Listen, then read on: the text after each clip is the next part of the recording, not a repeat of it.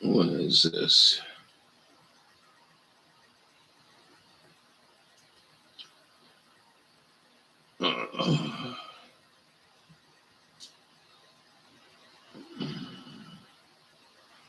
I don't think we've seen that.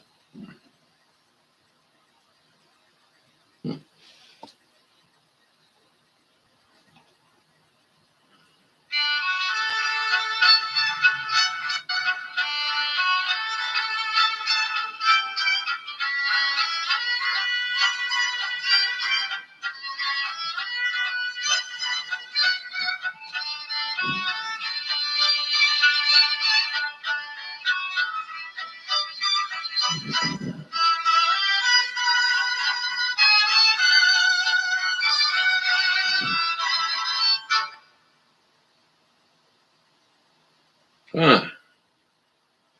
No. All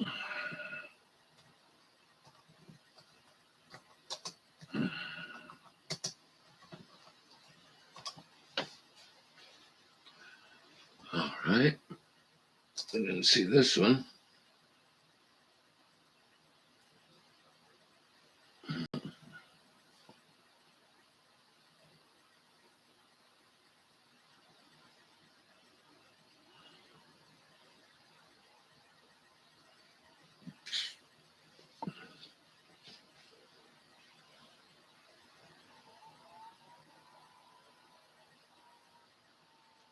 Right.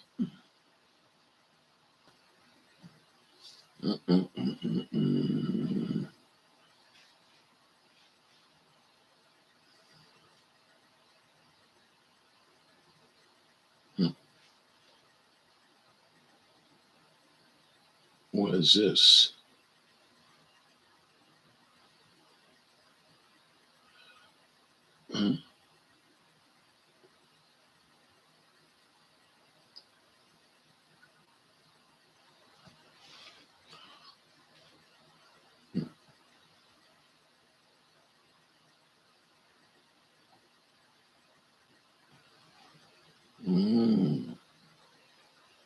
Go check this out. Big party, big party.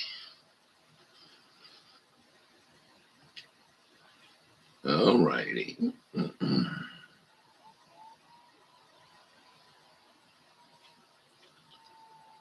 Mm-hmm.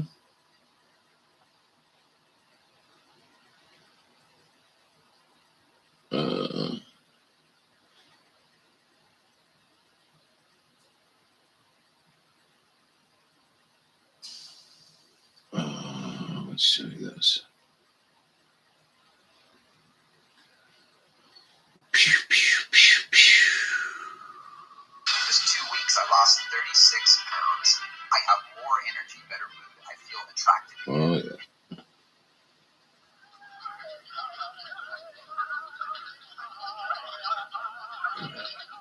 Native Americans were a fascinating people made up of many tribes. They were the inhabitants of the United States before modern white colonists came aboard. And today, there's a lot of mystery that surrounds them. Where they came from, whether they met anyone on American soil, and much more.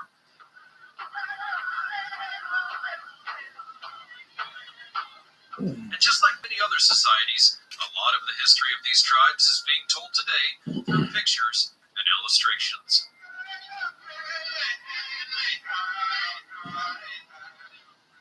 In this video, we'll share some interesting rare photos of Native Americans that have been discovered over the years. Cajatika Girl. This first image shows a little girl from the indigenous Cajatika tribe.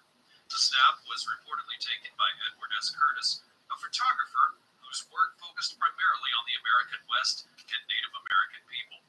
While on an expedition, he took a picture of this beautiful little girl whom he apparently saw playing around. According to him, the tribe was based primarily out of Arizona and belonged to the Pima group of tribes that were part of the tribe's scattered 5 villages, which inhabited the lands of the desert south of the Gila River.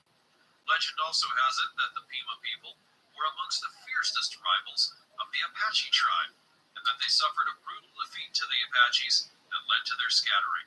Eventually, the ancestral tribe formed their own faction, and they must have been one hell of a loss. Papoose. Here we see a woman from the Apache tribe holding her child as he smiles at the camera. The protective material that you see around the child is what's called a papoose. The word originates from the Algonquin word papoose, which translates to child. Its use actually expanded to mean Native American child, regardless of the tribe. Tlingit art. The Tlingit people might not necessarily have been as popular as the Apaches and several other tribes. Good morning. Quite notable nonetheless. How are you?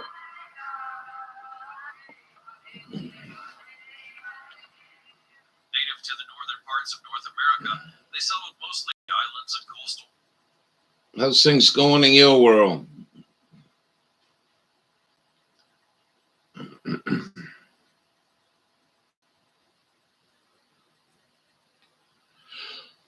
Oh.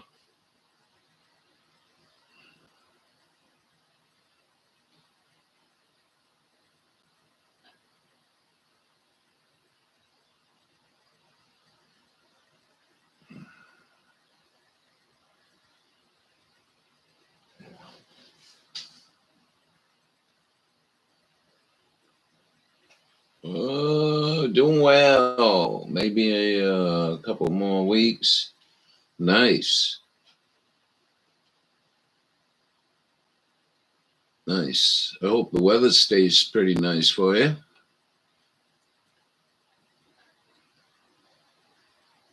Been kind of chilly all over America, hasn't it?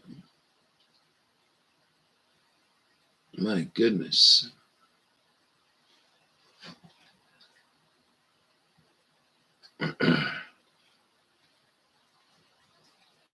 We see about 15 degrees,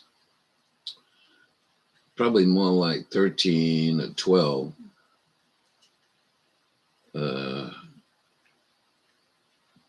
I have a big discrepancy, about 3 or 4 degrees between NOAA and what I say.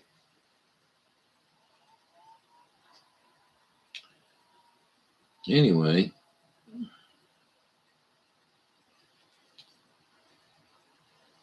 we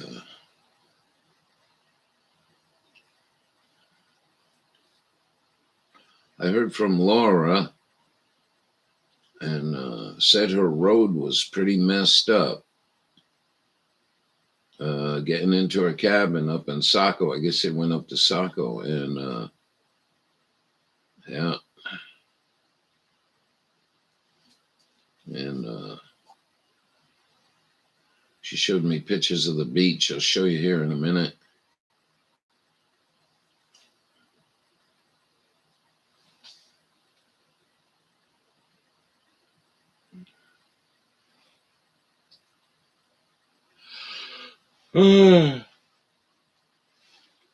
Freaking beach is eroded right away.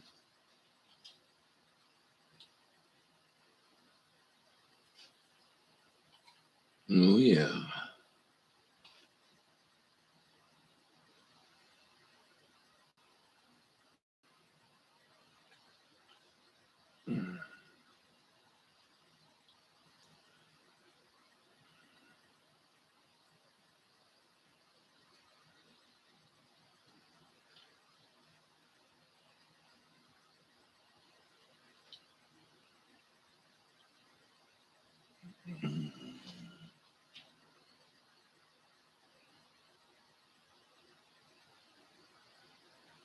What, an RV to renovate?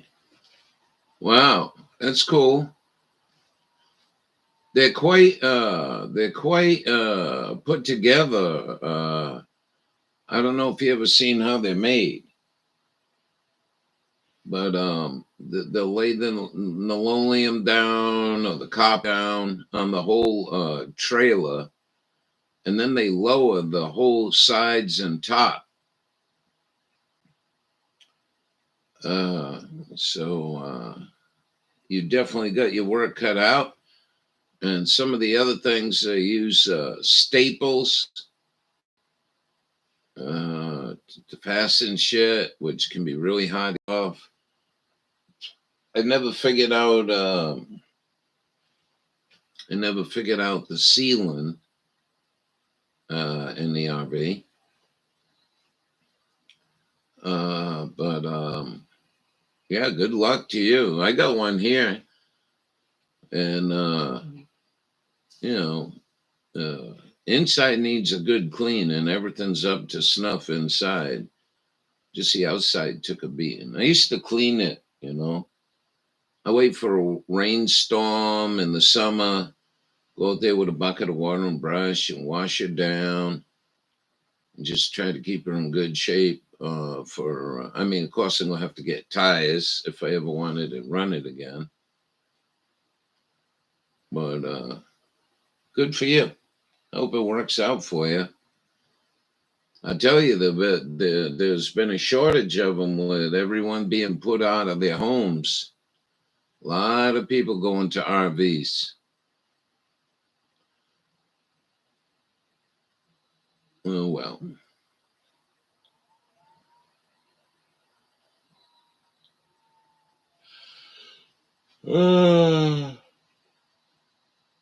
Wow, Winnebago. Oh, with the motor in it. Yeah, good. Yeah. Mine's a trailer.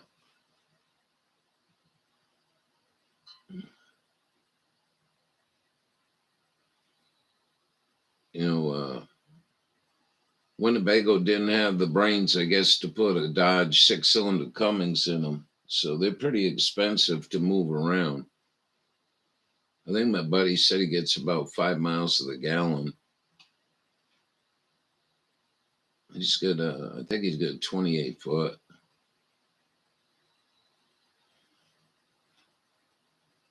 Something to be considering if you're going to live in the RV and really move, move 400 or 500 miles. It could be quite expensive.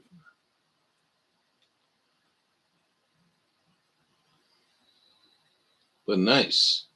You going to send pictures of it?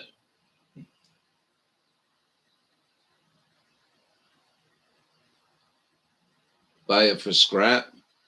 Yeah. Yeah. Well, I'm only thinking about what if happened if I, be here. My trailer, the trailer pot, might bring a few bucks, but you got to get rid of all the other shit, and it probably very costly. The trailer platform. I've seen people strengthen them up, add bigger wheels and springs, and they haul lumber in Utah. Like they'll get 30-foot trees and drop them and put them on the trailer and then tow them to their house. Yeah.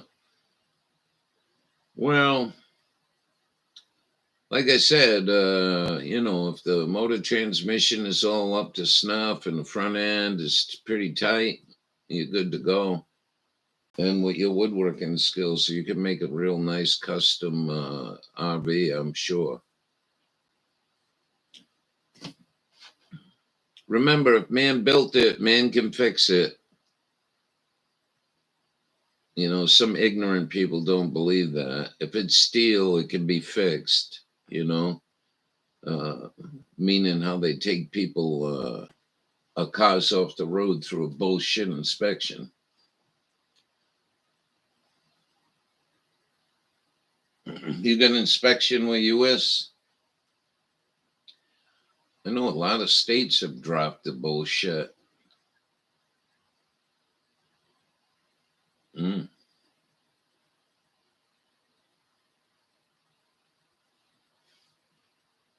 Just another tax and another worry, especially for the low income. You know what I mean? Like, I don't know what I'm gonna do. I'm really. We were talking about it last night on radio, and it's like 10 to 15 grand. Go buy something used that ain't rotted out. Like, holy shit! I don't want to go in debt for that much just to have transportation. You get your shit ass backwards, right? Anyway, it's what it is.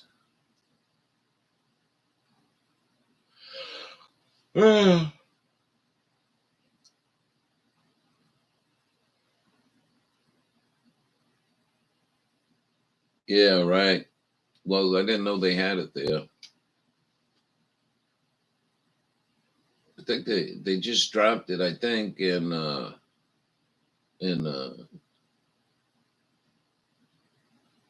where Dawn lives, Oklahoma.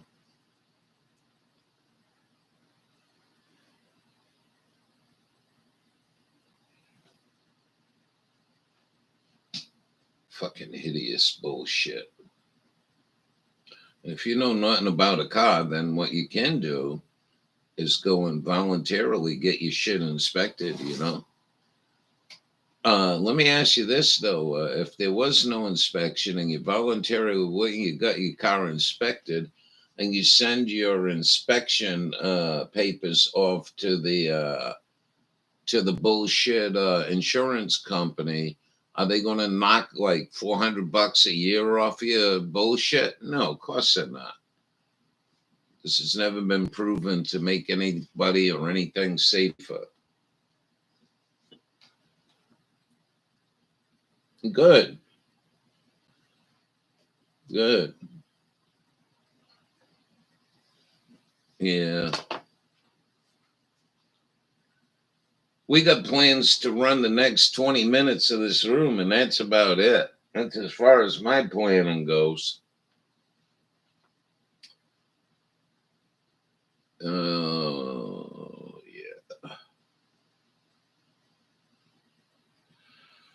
yeah.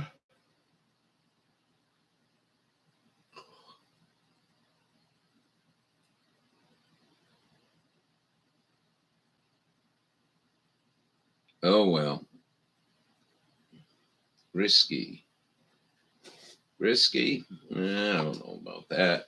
At least that's the way I feel about it.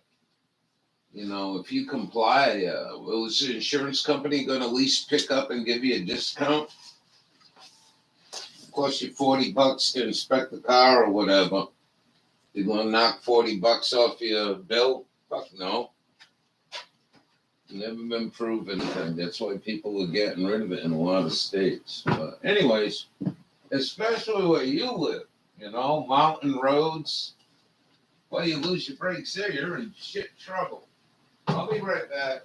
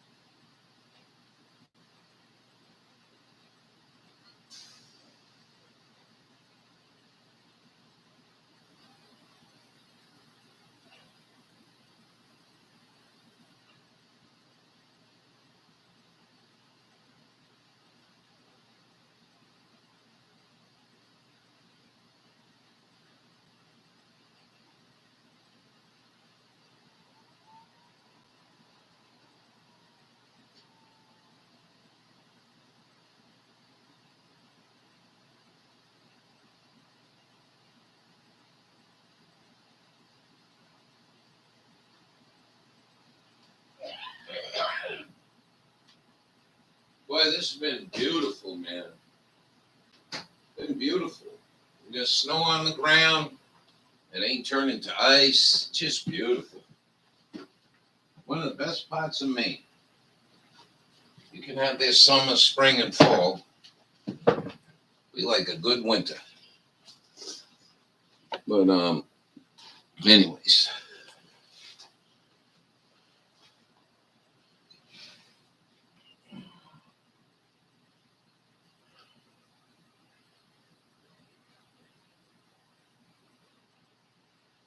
Wow. Wow, I hope mine ain't sitting there for 23 years. Either I'm going one way or the other. Maybe, maybe not. I don't know. I don't know what to do. I got a call from a friend I haven't heard from. He's like, "What are you doing?" I said, "Really?" I'll go check mine. I'm just watching. I don't even know what I can play no more.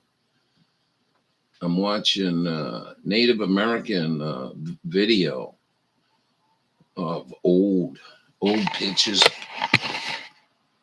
black and white. I'll show you for a second.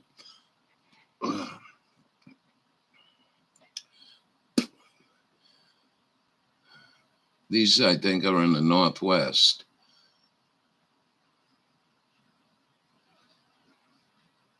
These guys up in the Washington State, I think, they wear the masks. All right, let's go see what we got. Hey, I got something else, man. Kind of really cool chick. Let me go get her. And her name's Linda, Leenda, Lucia. And I ran into her video traveling in a van in Death Valley last night. That was a good video. I really enjoyed that. Happy Pappy shit, you know. Anyway, she's like a supermodel for car shows and shit. And I'll play some of this. I'll get you the link to this. I just find it pretty fascinating. Steamboat Colorado advertisement. Hey. Yeah. Yeah.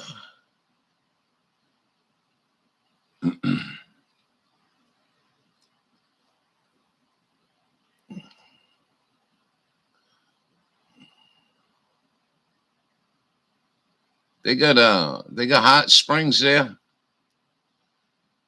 Is that where they got the name Steamboat? Anyways. I think I want to go on a trip today.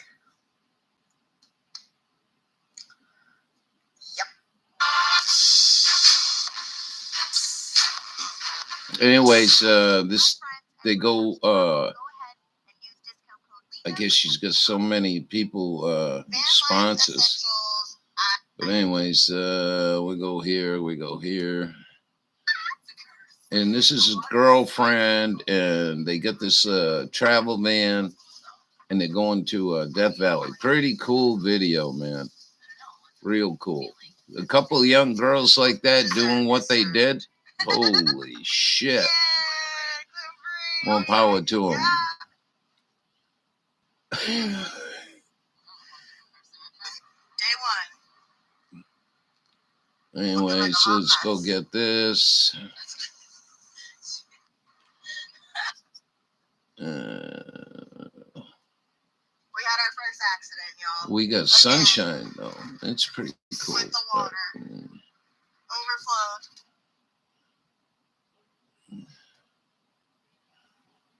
Come on, man.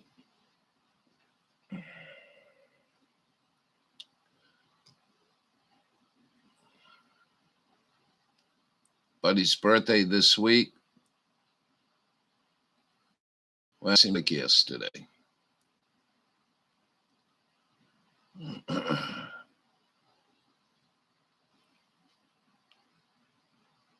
All right. All right. All right.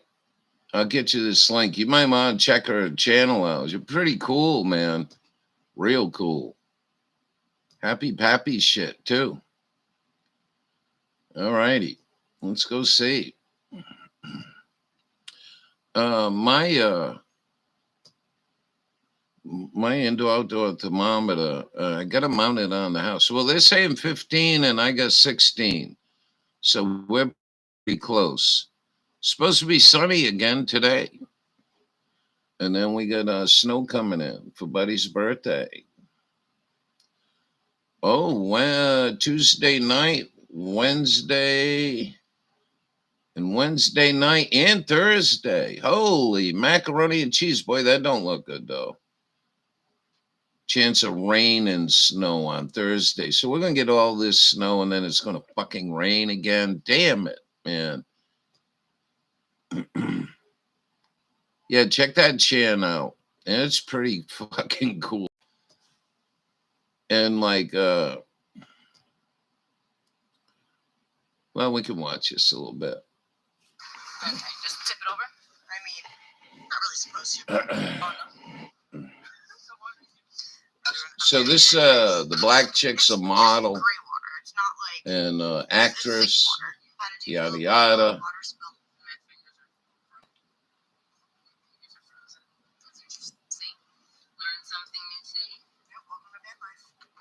Where the heck is this? Where?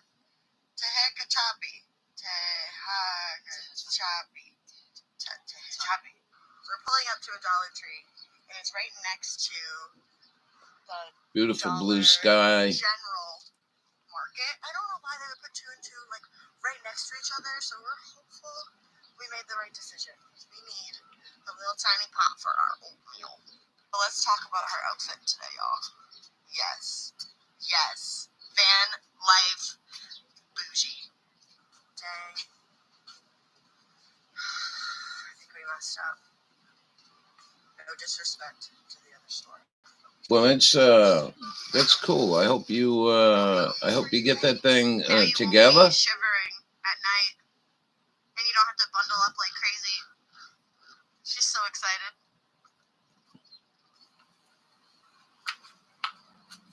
This is a Dodge van. So we decided to stop because there's a lake over here, and I just want to see actual water, a lake, somewhere in California because I have yet to see one. And we're trespassing. And she's from up here. She lives in LA, but she's from New Hampshire. We are on an adventure to see if this is snow. One will never know unless you go and explore. Do you guys think this is snow? It looks like snow. Wow. Salt, baby. So all of that is just dried. Wait, so do you think the mountains were like that too? That is not actually snow? Oh, yeah. I think it's coffee time. Yeah, but look.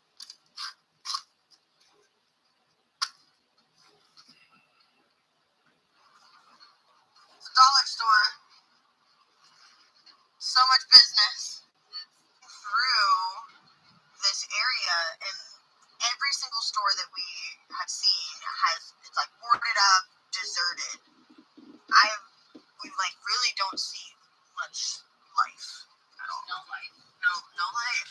No life. Well, the houses, but they're all Beautiful like, blue sky. damaged. I wonder why it's like this. Where are we? It's a high school. No life whatsoever. So, is there anything like? Is it a winter vacation?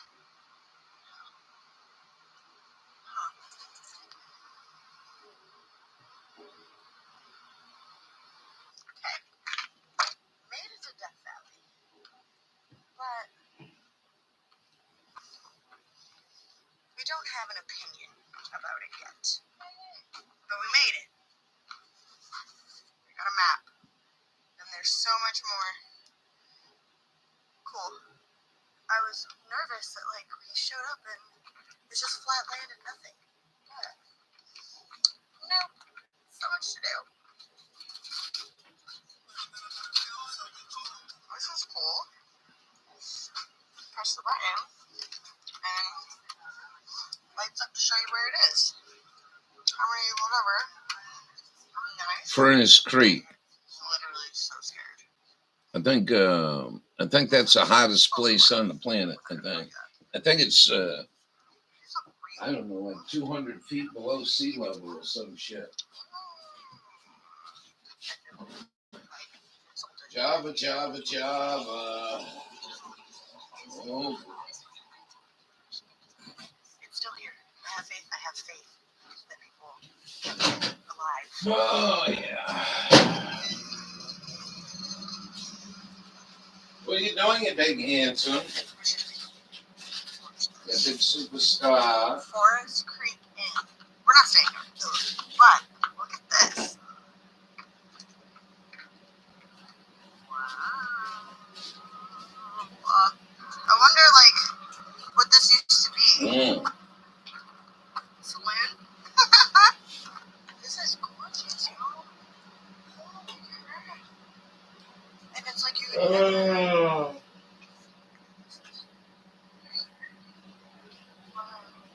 We found water! Oh, yay! Water! Oh, this is awesome! We found a friend, you guys. We're looking right at us. Oh my gosh. Look, oh, I think he wants us to follow him. You inviting him? I was like, hold on. Jehoshaphat. We got coffee.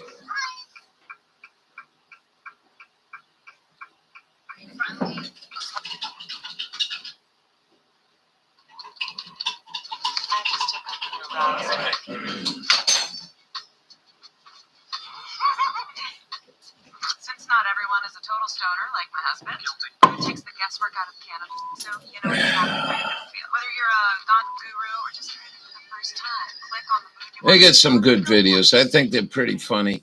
You know, relax after work. it's a whole lot better than watching that other bullshit with their war games and their other crazy bullshit. Dad was here to share these with us. Yeah, but he's a pre-roll guy.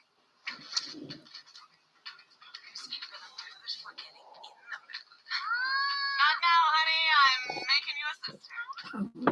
Mood is legal cannabis and ships right to your door. Click here for 20% off your first order. With Mood, you don't need to leave home to get away.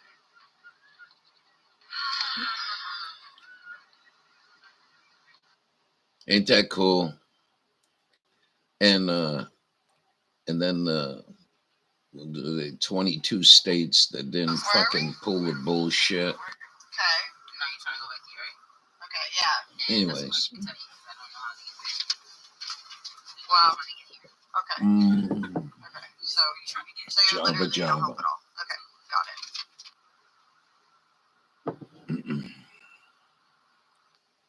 Oh my gosh, I'm just trying to turn around. Look at him. We are here, finally, our first full day in Death Valley. And we're gonna try to hike. We're gonna try to get dirty, and we're gonna. What are we doing? Huh? Which hike are we doing? Some canyon. What happened there before? No, we're not gonna do the mosaic. People died on that one. Okay. What is this? It's not a. I understand it's Death Valley, but I'm not trying to go into a death trap. Yeah, well, I was making sure that that's what you were. Girl. Yeah, loading up. Y'all already know. Oh, Arrowhead shit, man. That's garbage. That was the only water I could get out there. It really sucks. Tastes like tap water. I've never done this before. Remember last time I did it in a not so acceptable way? So I'm not going to film us actually dumping. So There was Arrowhead and there was Glacier, some shit. It was the only water you could buy out west. It's just disgusting.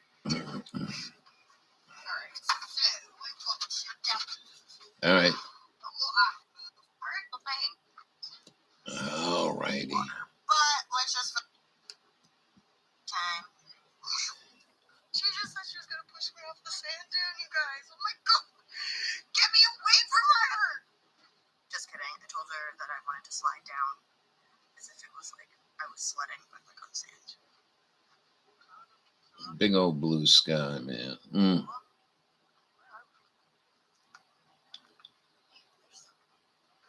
Almost feel that sunshine.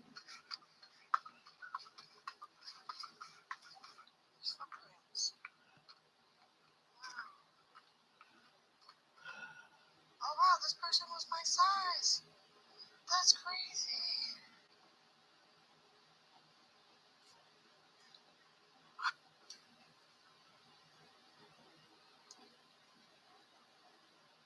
So great.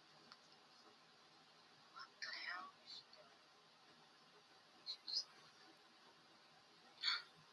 No way. She is not laying in bed like that. She literally will not come down. She won't come down. Yeah. Exactly where we want to be just yet, but this is so cool. I tried to. This is a big one. This is a big to get up here, but there's like steps. This looks so cool. Now I'm laughing because I had to reverse this whole path because right there, we got stuck. Really?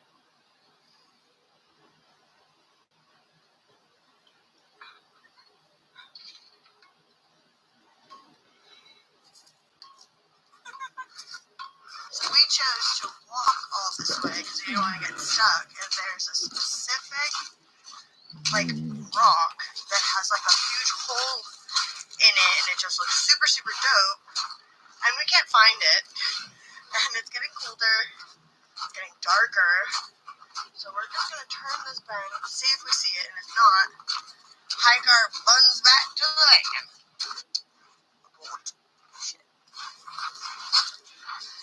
We don't know how far it is, and we still have to walk all the way back to the van and drive 5 miles an hour on this rocky road, to head to our next destination. I just wanted to see a road that had a hole in it, so I guess that works. We're cool. We're done now. How was it? It was good. It was exciting. I didn't get to see what I wanted to see, but I saw some good stuff. I just realized we're inside the earth. Like driving through canyons, being inside the earth. Let's go.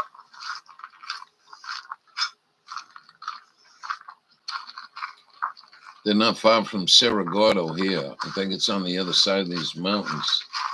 If you ever watch that guy who bought Cerro Gordo, and some people in the chat was saying make plans to go up to Cerro Gordo.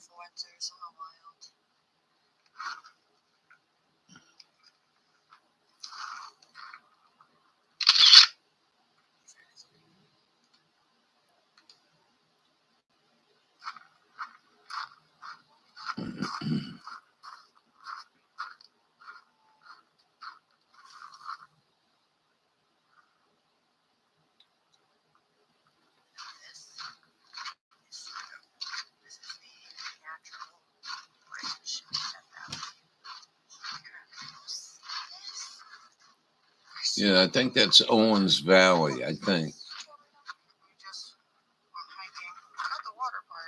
Used to be a lake there in the city of Los Angeles. Went up there and stole it all. Lo and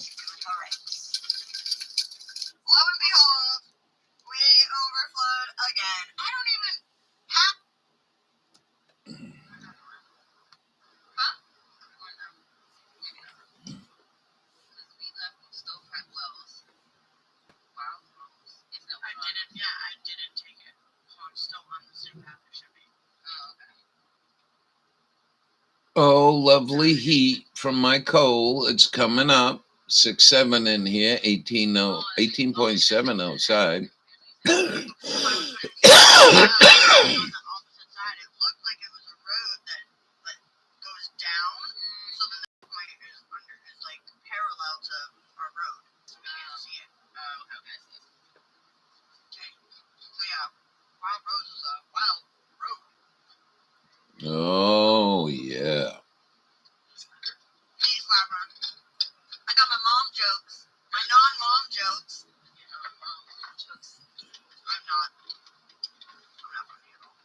No. I don't think so. I think people are just entertained by my stupidity, but that doesn't make me funny. Wait a minute. You always remember with the bad stuff. Is that why you're in scary horror, like, movie stuff? I think I just figured you out. I haven't actually been in scary horror like the last year. All right.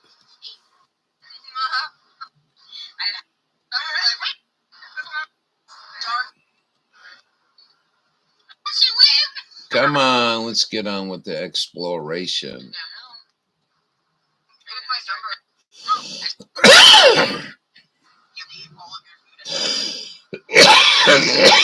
Oh, boy.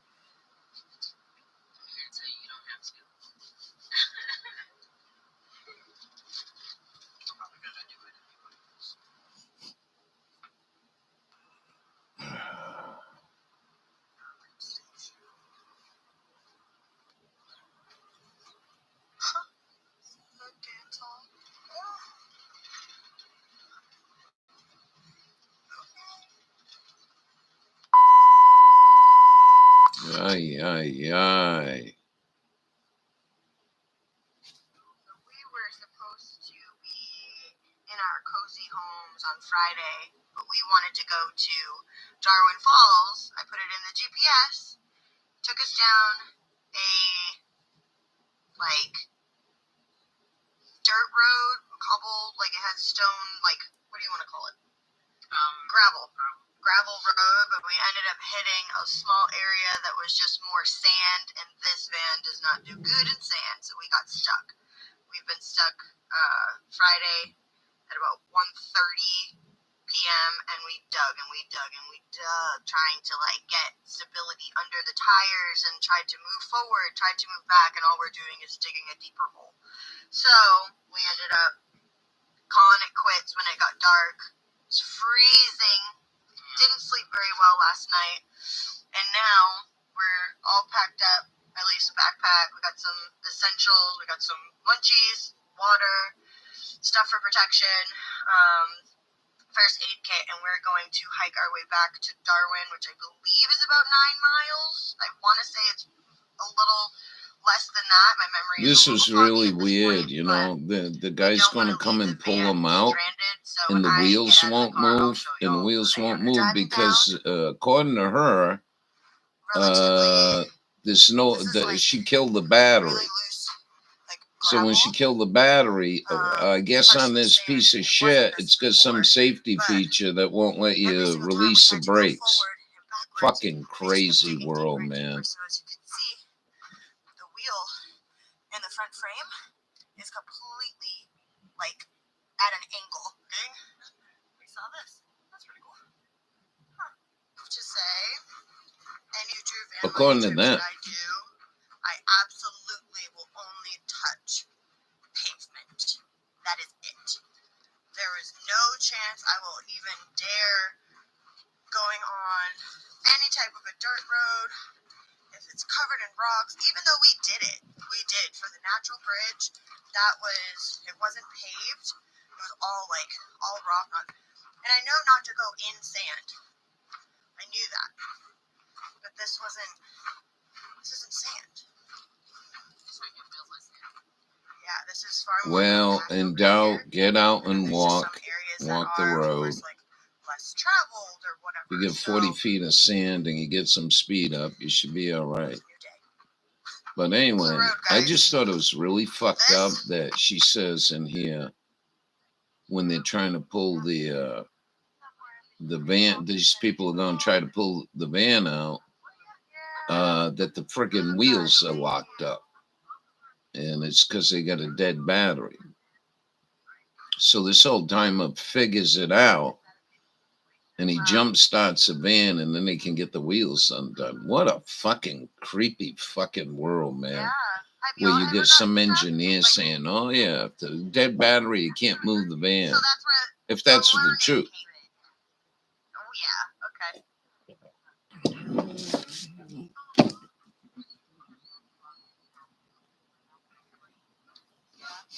Anyway, they were lucky to find these people because they ain't got no cell coverage. Come on. Watch, fucking wheels are locked up. Unfucking believable. And I read in chat that that's what happened. Look at that. Oh, it wanted to. A little. Yeah. Government saying that vans and cars got to have electricity to release the brakes now. Jesus Christ, where's your mercy? So much sand over there. Oh my goodness, right in front of my face. It's right there. Wow. We can positively see. Okay. So we'll let the same. All right. Look at you confusing hunk of metal and plastic. I think that's the reason why I never got into Winnebagos and shit. Is if you're going to change a water pump or something, good luck. But if you get that Winnebago running and restored, yeah, you might have something really cool. Okay.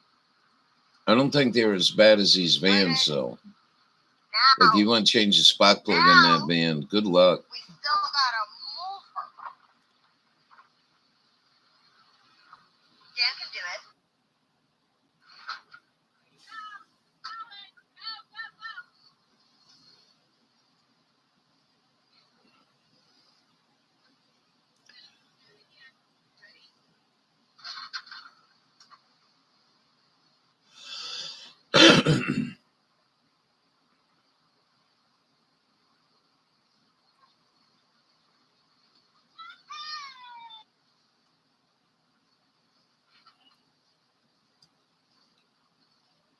Oh yeah. So nervous.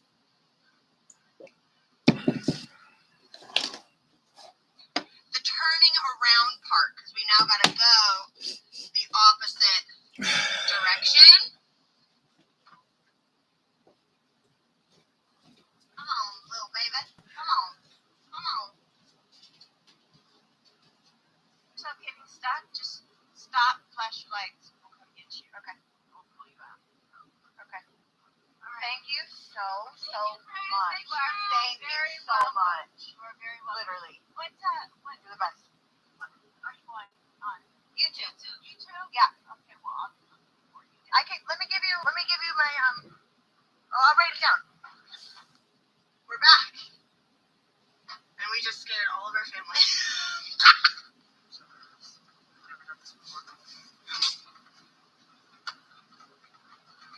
Huh? Hopefully you want to do this. Never.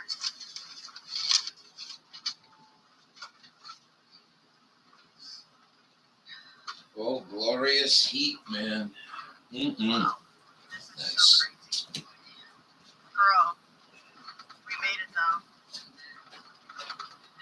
I guess everyone else went to their other church this morning, MJ. Right. It's about to be 24 hours.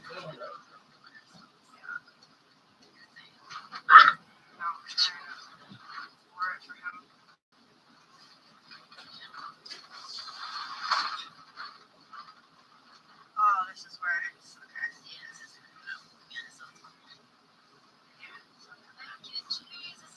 We walked this whole thing. Well, not this whole thing, but like We did. We walked all the way to Normandy, Egypt. wait, can we see our pieces of paper? What? Pieces of paper? No. Our pieces of paper that we dropped and stuff. Oh, like for our. No, you can't see them.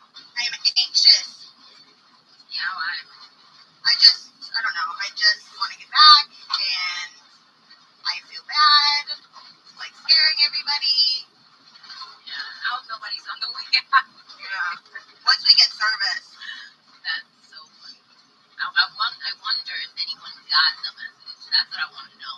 Like, if anyone got any of our messages. Imagine no one did, but then of course, as soon as we get service, They that's gotta when get they all get it. this. Oh my God, I got service. You do? Well, I just got my Bible verse for the day. The only way that can come through is the service. Yeah, but we walked this and still didn't have service.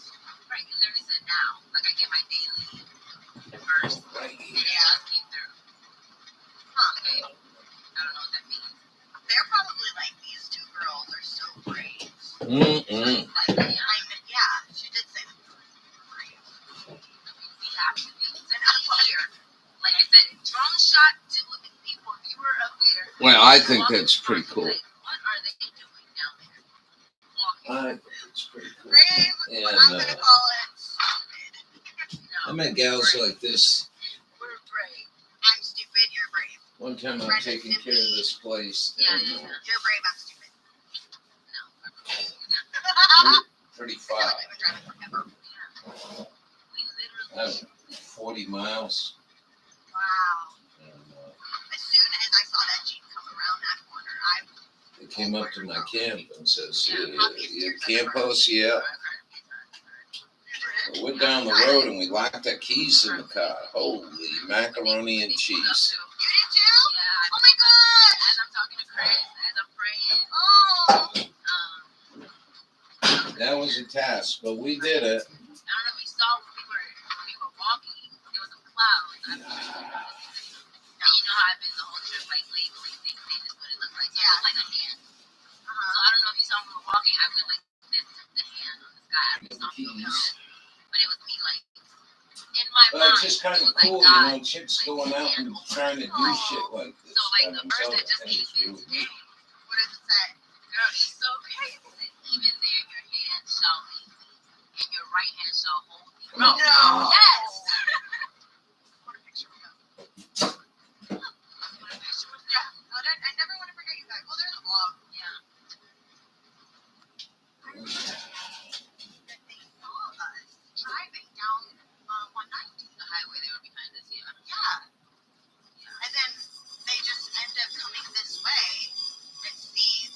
Happy. Like, that's actually really, I think that's something that I really do like about the van being as branded as it is. Yeah. That it's one of one. There's really no other, I saw maybe like 2 other branded vehicles, but ours being so uniquely branded, like, I think that it resonates with people, which I think is really, really good when in safety situations, like what we were just in.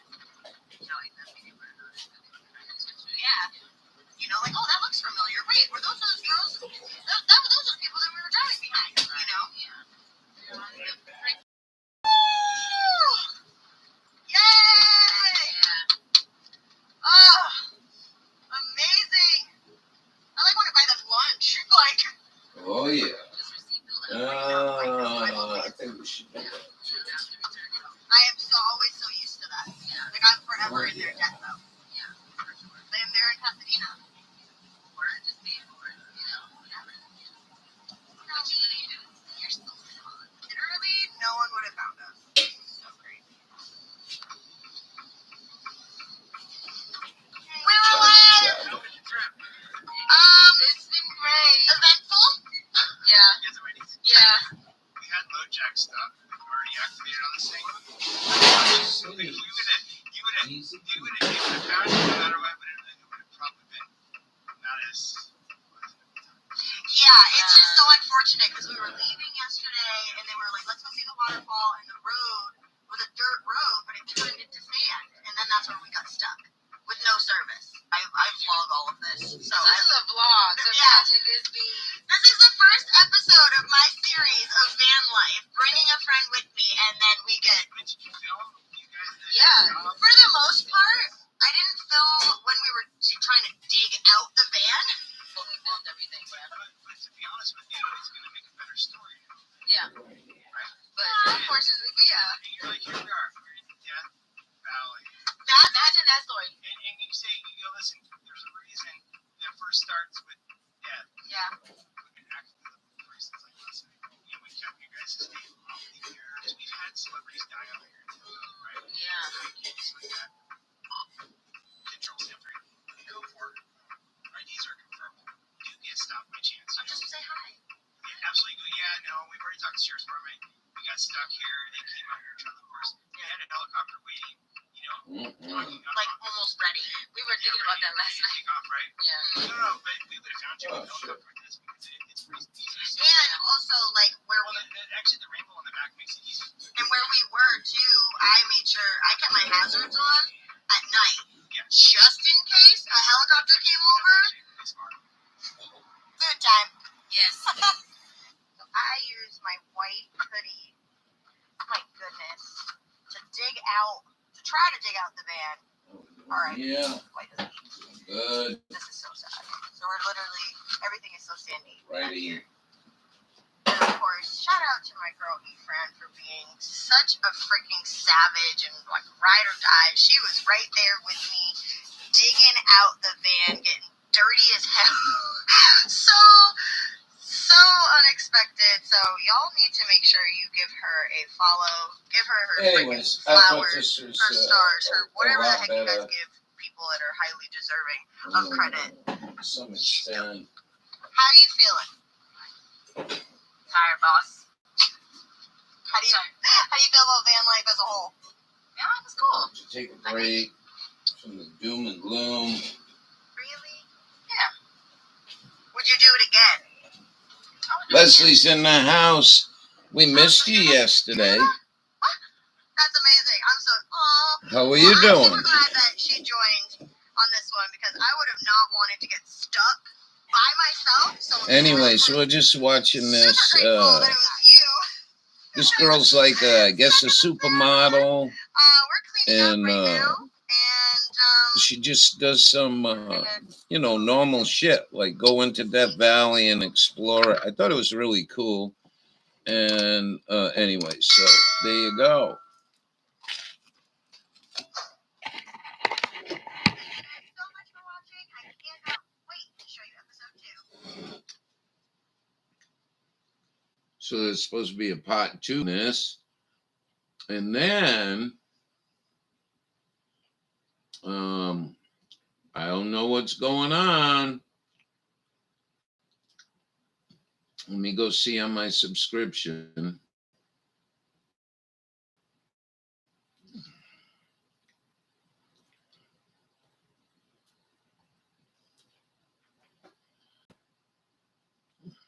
All right, Van Wives are back. All right, so this is the first time Van Wives have come back. We got Miss Brenda, Virgin Islands and the Caribbean. But Van Wives finally came back. I'm really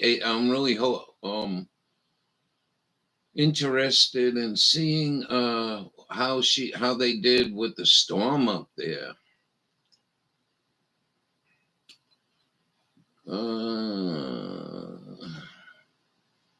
Penny Bunny went live.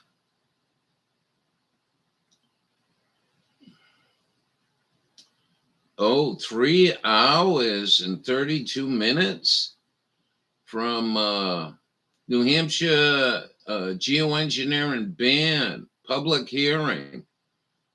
Yeah, it's a little late. It's a little late there,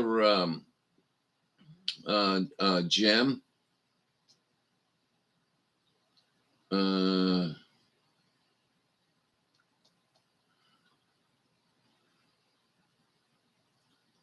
Wow. It's a late, Jim. I wanted to put testimony in, as you heard when I called the author of that bill, to see if we could write in a testimony, so New Hampshire's ending geoengineering. I don't think it's going to amount to shit, but it's still a start.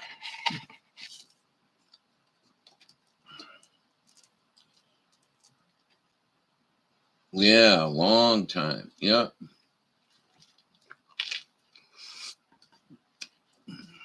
Well. Oh my God, here we go. The Kardashians have redefined the American dream. Kimberly calculated from the beginning, how do I become famous? Literally no one We knows. might watch it later. Like, doesn't know. But This is your grandson. like I said, Yeah. It is challenging. nighttime I try not to get caught up in all the bullshit. What it is with this generation? They're tricky little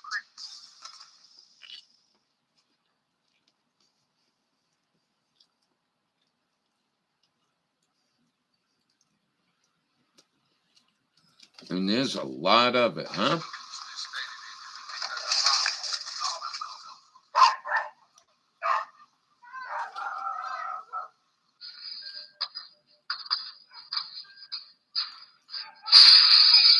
Wow. Delivery drivers getting chased by dogs. Yep. I'm going to tell you something. I told you Friday night the air stunk horrible, and then what? I start getting a cold again.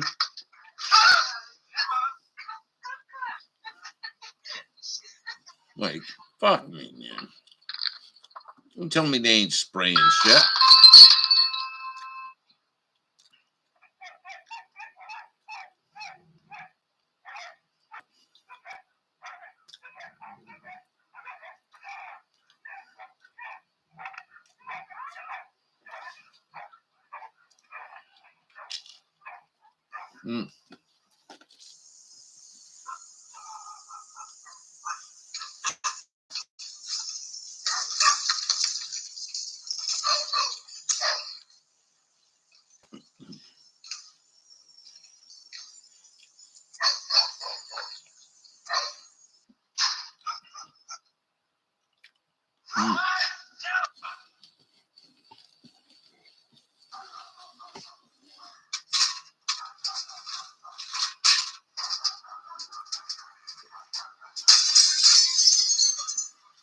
Dog jumped right through the glass. Here's a DoorDash.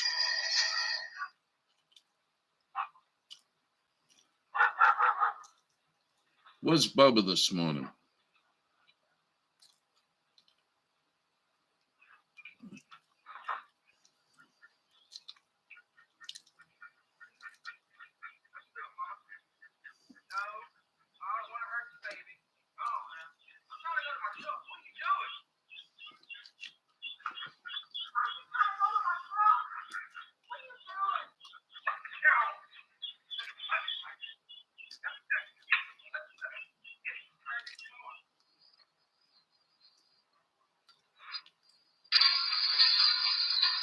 Damn.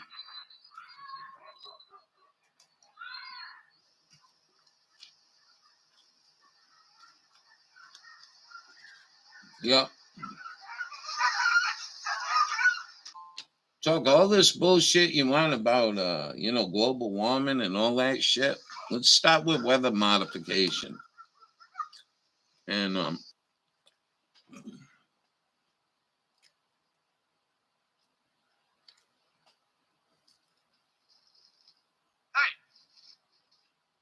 Motherfucker. Grab my damn peanuts.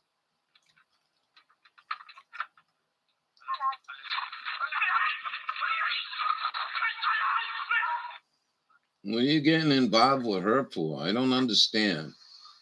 Delivery guy goes to put the package down, trying to be all She gentle and is whatnot. Says, dead to see Says, I'm gonna get that phone. the Don't crimes. sit.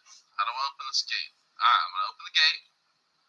Real Oh. gentle. Oh, made a bunch of sound. Oh, don't Sure worry like that. about it, Skin man. and You nose know, protection. you shouldn't be wasting your time. Oh, You know what I mean? Really.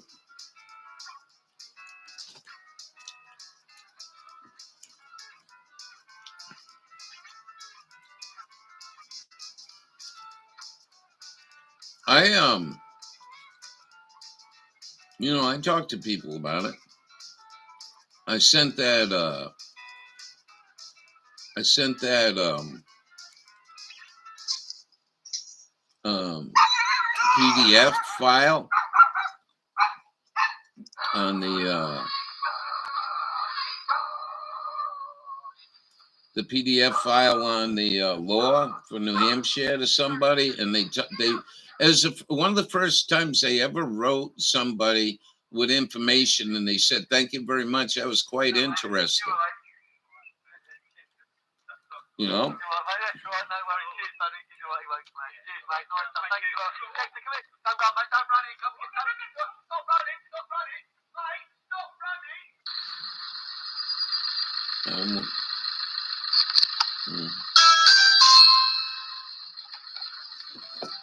Diesel. That car right there is diesel. Too bad Americans couldn't have. I bet the car gets 50 miles to the gallon. Not in America, you're not running diesel. No way.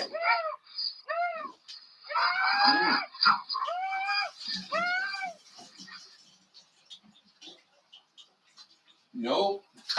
You scumbags just keep buying gasoline. And probably the one reason why they won't let diesel in because of the air quality. It's because we use so much jet fuel and kerosenes and heavy oils to run a bullshit military.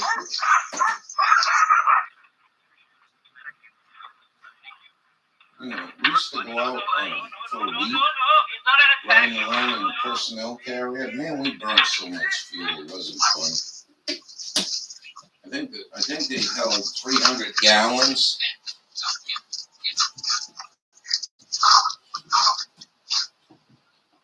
Depending where we were, we'd fill that thing up quite frequently. Oh yeah, happy, happy, joy, joy.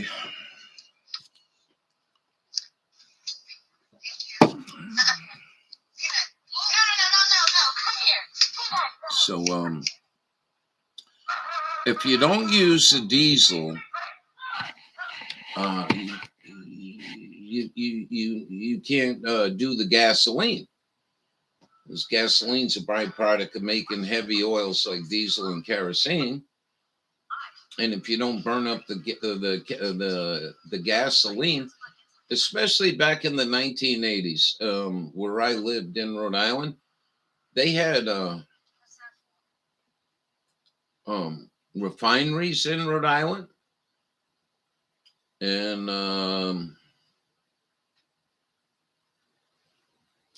then some scumbag in the city council came up with this. So we're going to start taxing $3,800 a year at the time in the 80s, which was quite a bit of money, each storage tank. So they had hundreds of storage tanks. So that's why diesel was 88 cents a gallon and gasoline was $1. And they made them, the oil company says, well, bullshit, then we'll just tear down the storage tanks, and that caused a whole bunch of problems because there were time New England was running out of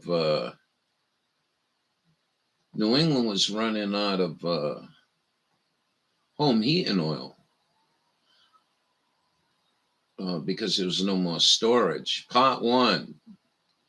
All right, let's go watch this. I'm only gonna go for another 50 minutes.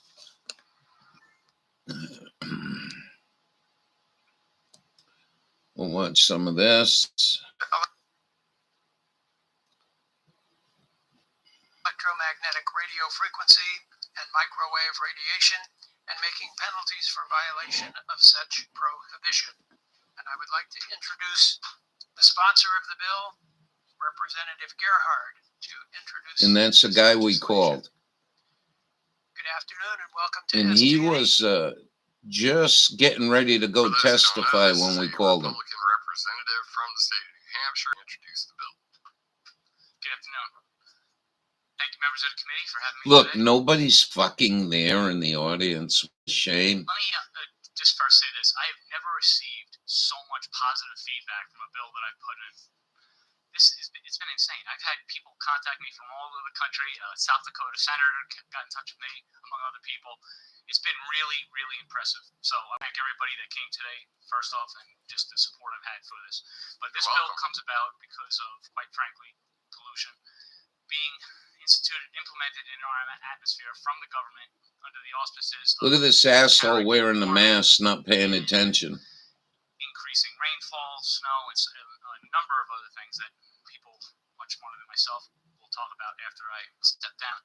But I want to bring up quite quickly that Mexico, a year ago, banned. Good morning, Baba.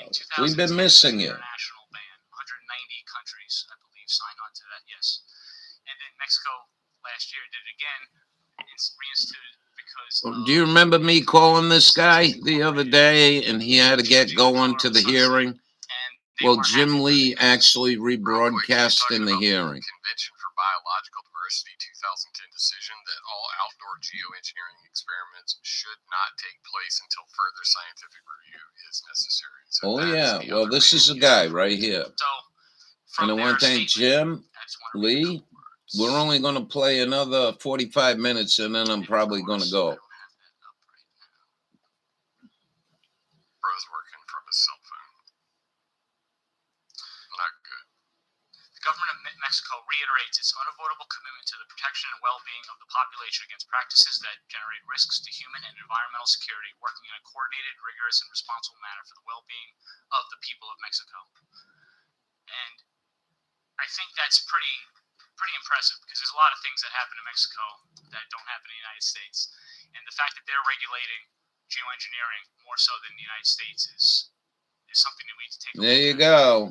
The reason we're not is because when the Convention for Biological Diversity agreed to ban outdoor geoengineering experiments, the United States did not sign it. Note number 1, CBD 2010, U.S. did not sign. Continue. And especially in light of the damage that has occurred from excessive flooding and other catastrophes that have affected New Hampshire in particular. And I just find, so I don't know if this is actually going to go forward, but I know through the grapevine there was talk of providing a relief fund for farmers that have been affected this year. And I don't know exactly the status that it is, but so the farmers in New Hampshire didn't grow their crops. Everyone had trouble. Everyone up here. It wasn't just Ralph. It was just really, it was ungrowable. So that's why I brought the bill forward. It's pretty wide ranging, as you can tell. And I don't even want to get too deep into it, but the basic point being the idea of trying to drop chemicals to stop global warming just doesn't make any sense. We need to just step away, let the environment do what it needs to do, and then figure out if there's any need for man-made manipulation of the weather. So hopefully that makes some sense, and if it doesn't, there's a whole bunch of people behind me that'll give more detailed information. I'll take questions if I can answer them. If not, I'm sure you'll find questions before the day's out. Okay. Thank you for answers. Introducing this legislation. Questions from the committee. Representative Corman. Thank you, Mr. Chairman, and thank you, Representative Gearhart, for taking my question. I imagine that you've read the bill as is and that there's a fiscal note on the bill. The Department of Environmental Services states that it's actually going to have quite a big fiscal impact on that department. I'm wondering if you could comment on that. Okay. Well, then I'll let Representative Potenza take care of that in detail. Further questions from the committee. Representative Harrington.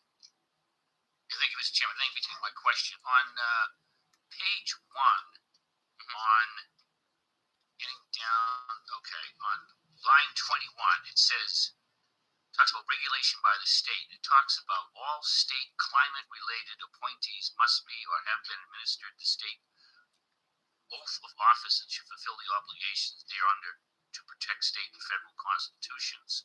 What exactly does that mean? What's a state climate-related appointee? Is that defined someplace? And what oath that they're not taking would this require them to take?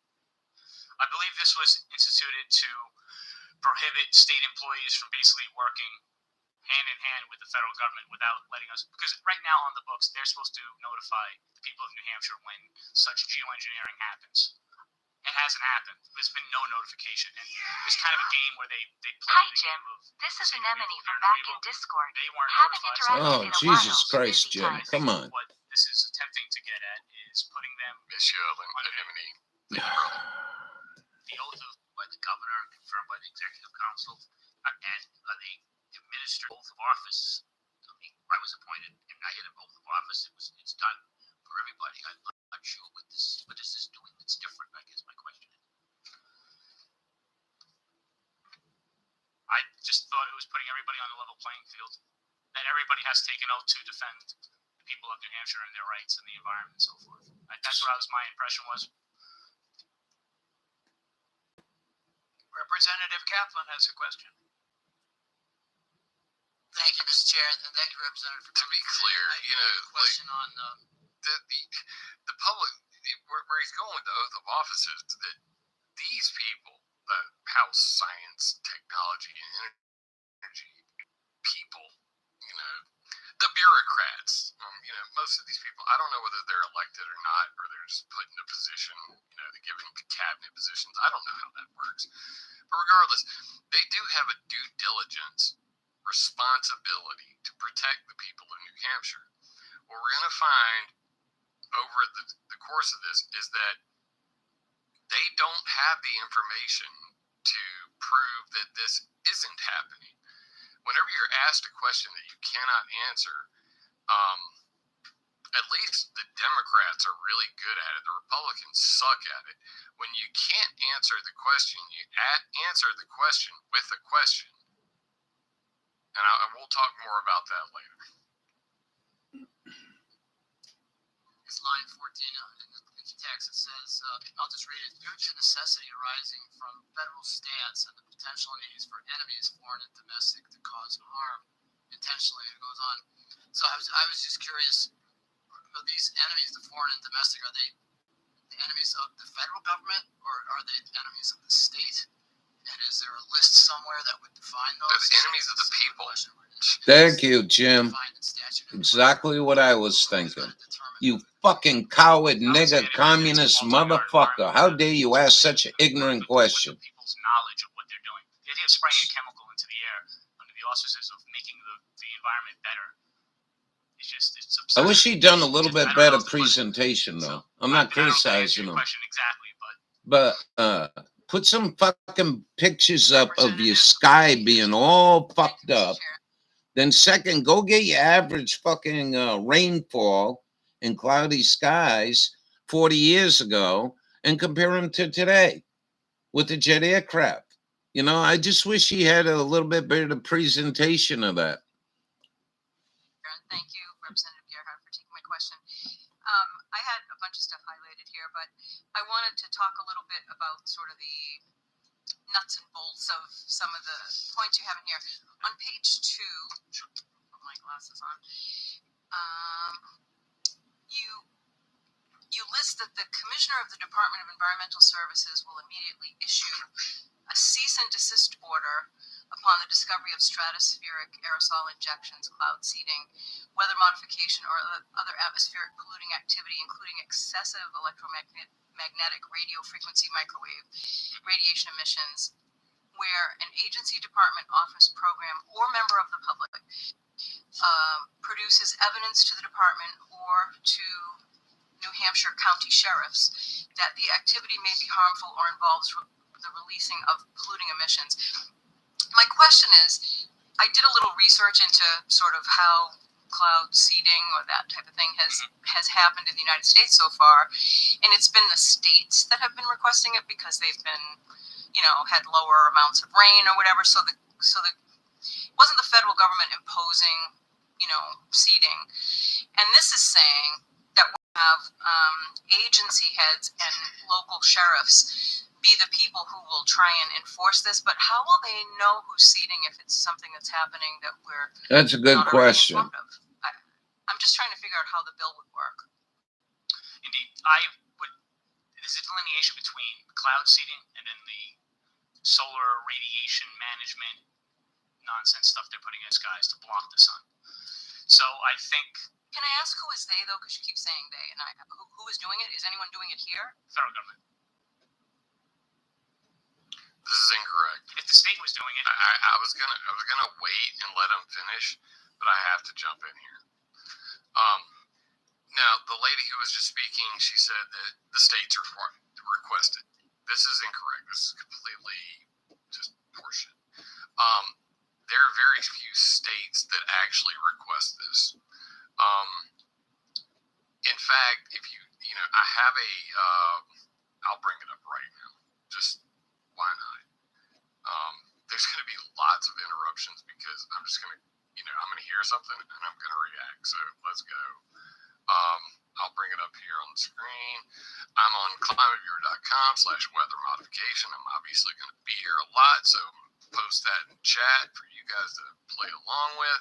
But if you're just going to climateviewer.com and you're trying to find it, you go to sitemap, and it's right here, weather modification. There's geoengineering, weather modification, space weather modification, artificial cloud.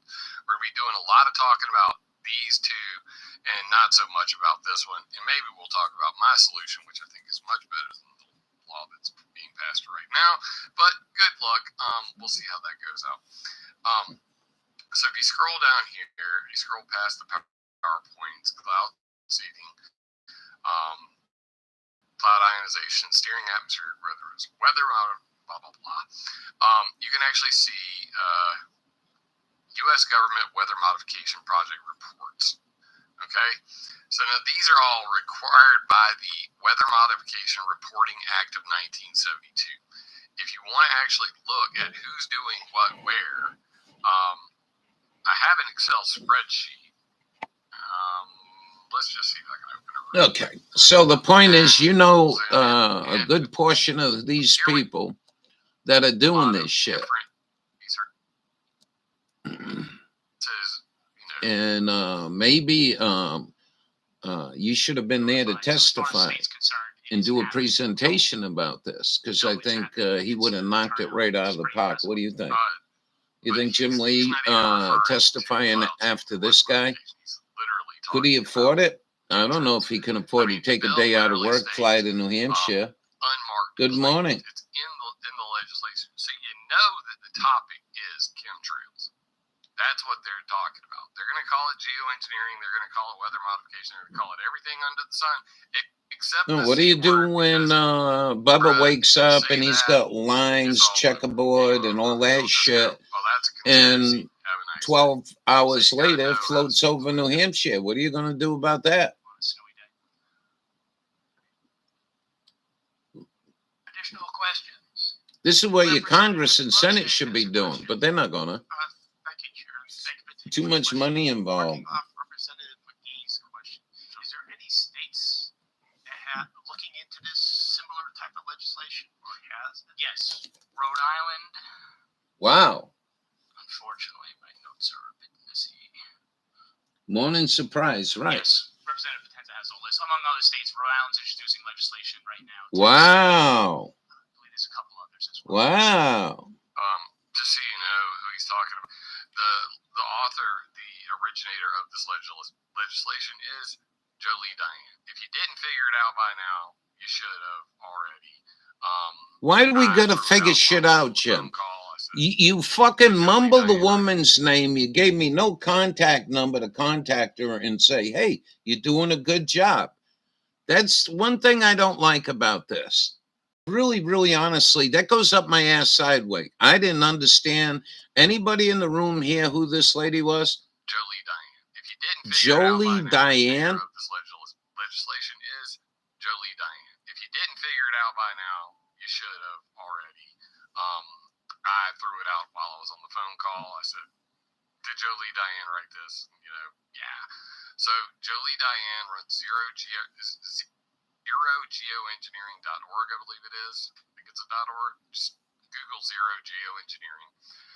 And she introduced the Rhode Island version of this ban, which I reviewed at the behest of my viewers, and I said it had I gave it a less than 1% chance of passing. No, this ain't a fucking casino, dude. Hopefully I can help answer. Well, trust me, there's plenty of people here who have been studying this up to the umpteenth degree. It's pretty impressive, actually. Representative Thomas has a question. Thank you, Mr. Chair. So nobody supports pollution of any kind, of course. And I come from the PFAS pollution world of Merrimack, so I see some similarities here. On lines 7 and 8 on page 1, you talk about that it harms human health and the safety, the environment, agriculture, wildlife, aviation, state security, and the economy of the state of New Hampshire. One of the problems we've had with PFAS is proof of damage. So, and it's taken us 7 years to get proof of damage. What are you relying on? What statistics, reports, or studies are you relying on to prove all of these things are harmed? For the actual in-detailed statistics, we're going to leave it to Representative Potenza, but there's been studies on the snowpack and actually finding excessive amounts of aluminum, barium, strontium. Okay, I'm not. So there's actually plenty of evidence, believe it or not. Unfortunately, it's just taken so long to get this off the ground because most people just dismiss it as the conspiracy, crazy conspiracy. Why the government would put barium on your snow? I want to get it right. Carol did one yesterday about Jolie Diane's website is zerogeoengineering.com. Go there, give her a like, follow her stuff, tell her I sent you. Ozone. Nothing but love. Ozone. Zerogeoengineering.com. The fucked up snow we've been getting loaded with ozone. You can see it, test for it. So I know that's not exactly answering your question, but ozone can be very toxic, upper respiratory. I'm going to remind you guys before the corona bonus shit, we were seeing a lot of YouTube doctors Treating people for chemlung. Barium was claimed in the 1990s to be included in chemtrails. And then it disappeared. When Corona came around, they pulled all them fucking channels, all them doctors, nurses that were treating people for chemlung. Peer-reviewed research. However, there is a lot of research I came on out such here things today as CO2 Yesterday emissions was a hot day and, for me. Started runny nose, such as coughing, now, while I am very sneezing. concerned about Buddy didn't want to go out. come from jet fuel, I really find it a lack of evidence towards all these allegations against things such as barium. Do you have any scientific research that you can point to? Me personally, no, but my team, yes, we have plenty of this. But getting back to the jet fuel, it's not the jet fuel. Barium is not a normal part of snow flakes. While these airplanes are No. Okay, And why did you? Why would you do that? Why would you do that to me and put that pretty snowflake that every one of us in kindergarten and first grade cut the doily and made a snowflake, right? The fucking snow don't look like that. They're pelletized. They're shards. They come down, they look like crystals. I'm joking with you, you know that. Dripping nose here. Yeah. Yeah. All unique. And this weather modification, I got a jeweler's loop. When it starts snowing, I go look at snowflakes on my porch railing. And I'm like, it's been so long since I seen a snowflake that I was taught look like that. Even when we was a kid. Even when we was a kid, when you get them nickel-sized snowflakes in Rhode Island, you know, they look like a snowflake. They don't look like snowflakes. They're pellets. All right, Jim. Oh, shit. So, this isn't productive. I understand what he's doing, and I think it's pretty neat. But you're trying to teach people. You know, you're trying to teach people that've been watching Mike Morales and you for years after year after year, and this guy didn't. And I did tell him, Climate Viewer, didn't I? I said, go look at Jim Lee Climate Viewer. You know, we should call this guy right now. I think we should. Because, you know, we caught him in a bad time, and this is what I'm going to do.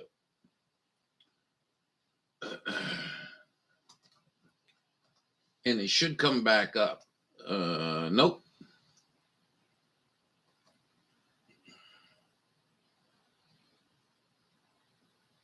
No.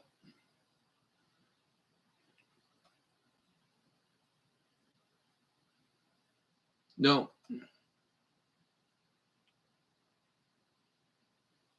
No. Give me a H.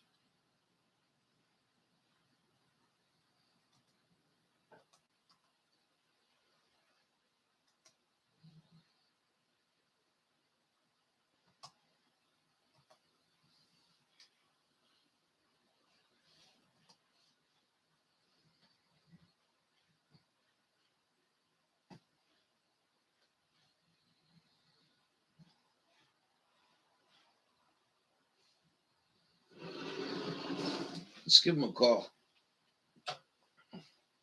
Phone call time. Get your cameras running. Get your recorder running, because I don't edit. And this might turn out to be a good one. Oh, not on Sunday morning, dude. We're going to church. Well, we're going to invite you to my church.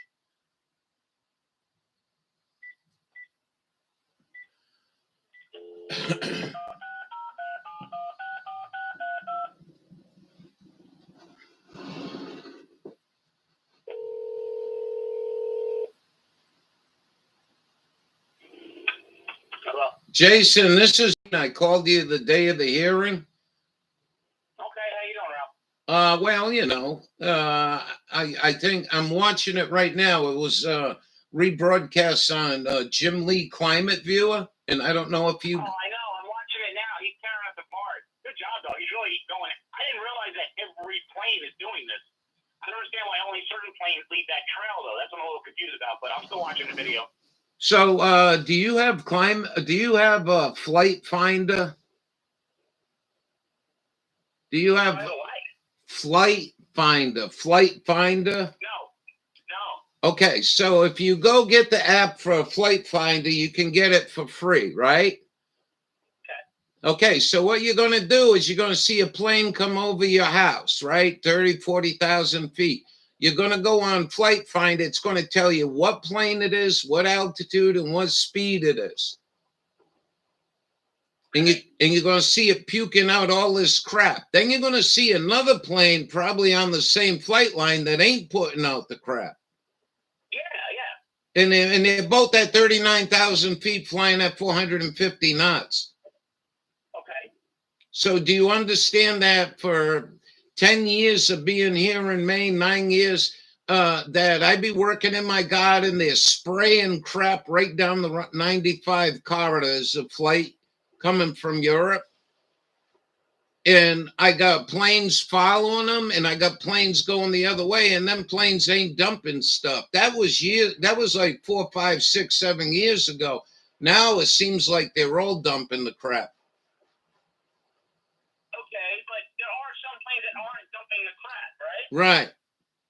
So why aren't they dumping the crap? So that guy Jim Lee has got an unbelievable, mind-blowing website, and what I'm going to do, I got so much stuff I would share with you, but I don't have an email address. And in 1980, do you remember John Chancellor? You're too young, right? I don't know. I was born in 85, so probably not. Yeah. John Chancellor was the NBC news guy. And there's a video right on YouTube with him in 1980 talking about how these sprays in the sky can help our corn crops in Indiana by blocking out the sunshine. Okay. So, I mean, this has been around for many, many, many years. Anyways. Hold on. You avoided the issue, though. I'm saying if all of the planes in their fuel have this shit that they're spewing, why is it only certain planes are leaving a trail? I don't know. I don't know that. Okay. That's what I'm trying to figure out. It doesn't make any sense. Well, anyway, what's going on? So, anyways, I just got some interesting stuff there. And what I'm going to do is I'm going to send Jim Lee your phone number. And I'm going to send Jim Lee your phone number and see if he gets in contact with you. And maybe you and him can do an hour live stream sometime. Okay, that's a climate viewer guy? Yeah. Oh, that would be awesome. Do you have the video that he's going through our testimony with or no? Yeah, I'm watching it right now. Yeah, hell yeah. If you can get in touch with him, let him know that I'm definitely open to critique. I mean, I don't know what the hell I'm talking about. I'm a carpenter, man, you know? I'm just trying to fucking do what I can. So, you did. For sure. Dude, let me tell you something. Jim Lee's got a certain way with him. And when he was critiquing, I think he could have critiqued a little bit nicer. And I think if you two were talking together, he'd be a little bit nicer about it. Not that he was rude, but I fully understand. I got a carpenter in New Hampshire is the only mofo in New England that really cares about this geoengineering. And you did a good job, believe me. All right, but yeah, if you can get me in touch with him, that'd be awesome, man, for sure. I will, and keep my phone number. And like I said, I'm an old retired guy. I ain't got a whole lot going. If I can help you with anything, I'll do my best to help or answer questions. All right, and what was your last name again, just so I can put it in my contacts? Russo. Oh, Russo. Okay, that's easy government. All right. Yeah, I got you, man. Ralph Russo. All right. And you want can you copy my email address? Yeah, I got a pencil. I'm writing right now. What is it? It's DEZERTRAIDER.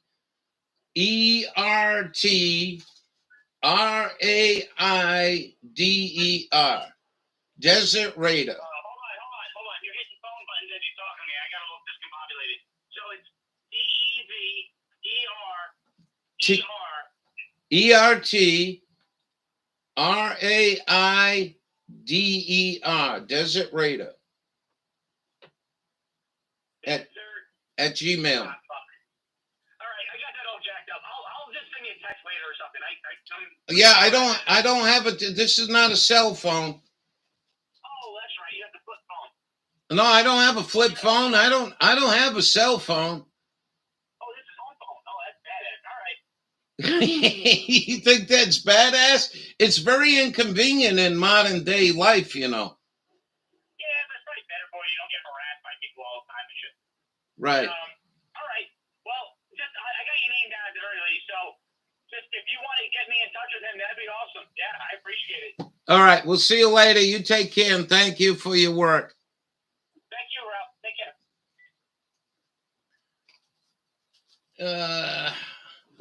R for short, the railroad. Good. Ice has melted for the most. Good.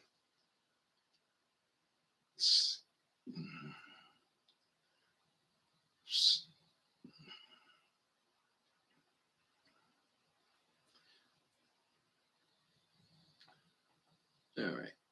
And we'll do this.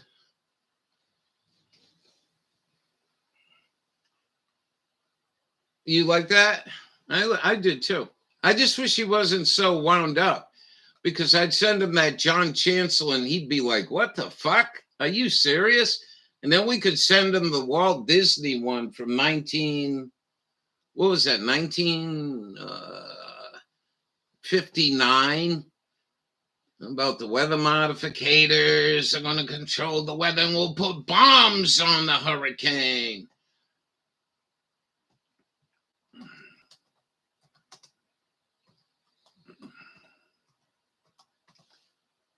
We'll put bombs, and then Bubba's over there going, yeah, weather war. And, you know.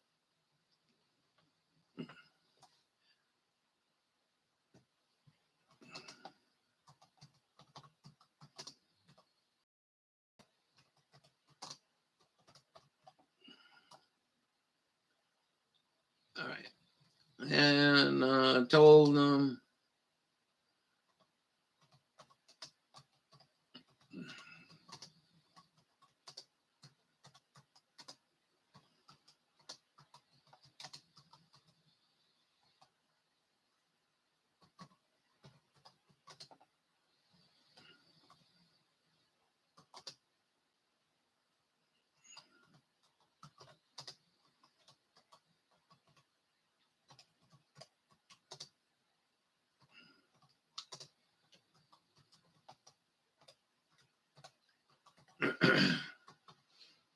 Let's see if we can get something going, right? Imagine Mike Morales was around. Your testimony.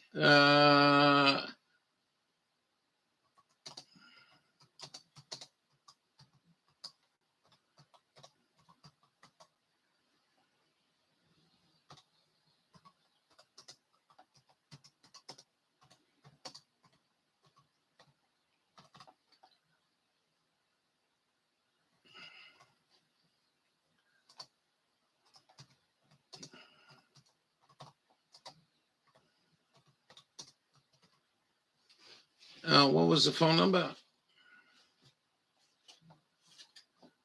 Oh, I don't think this is going to let me copy and paste it. No, ain't going to let me do that. So we got to do it the old-fashioned way.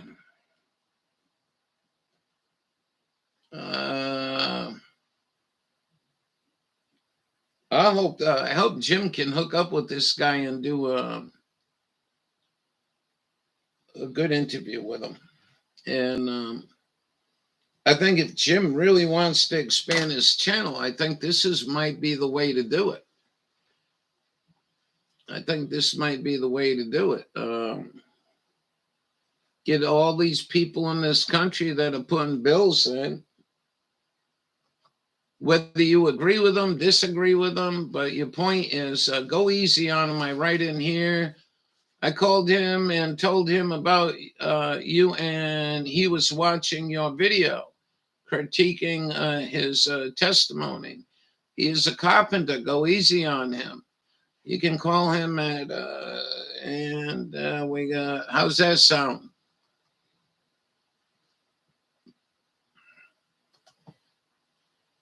You know, 716-4632. And I don't want to send, I don't want to send them.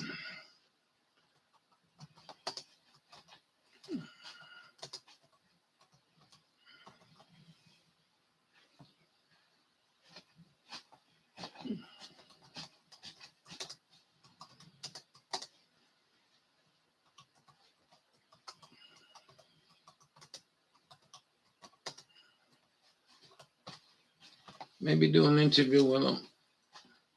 Just go easy on them, though. You know what I mean? Like, you know, if you're talking to Mario Andretti and you just drove through a snowstorm and you say, well, you the man?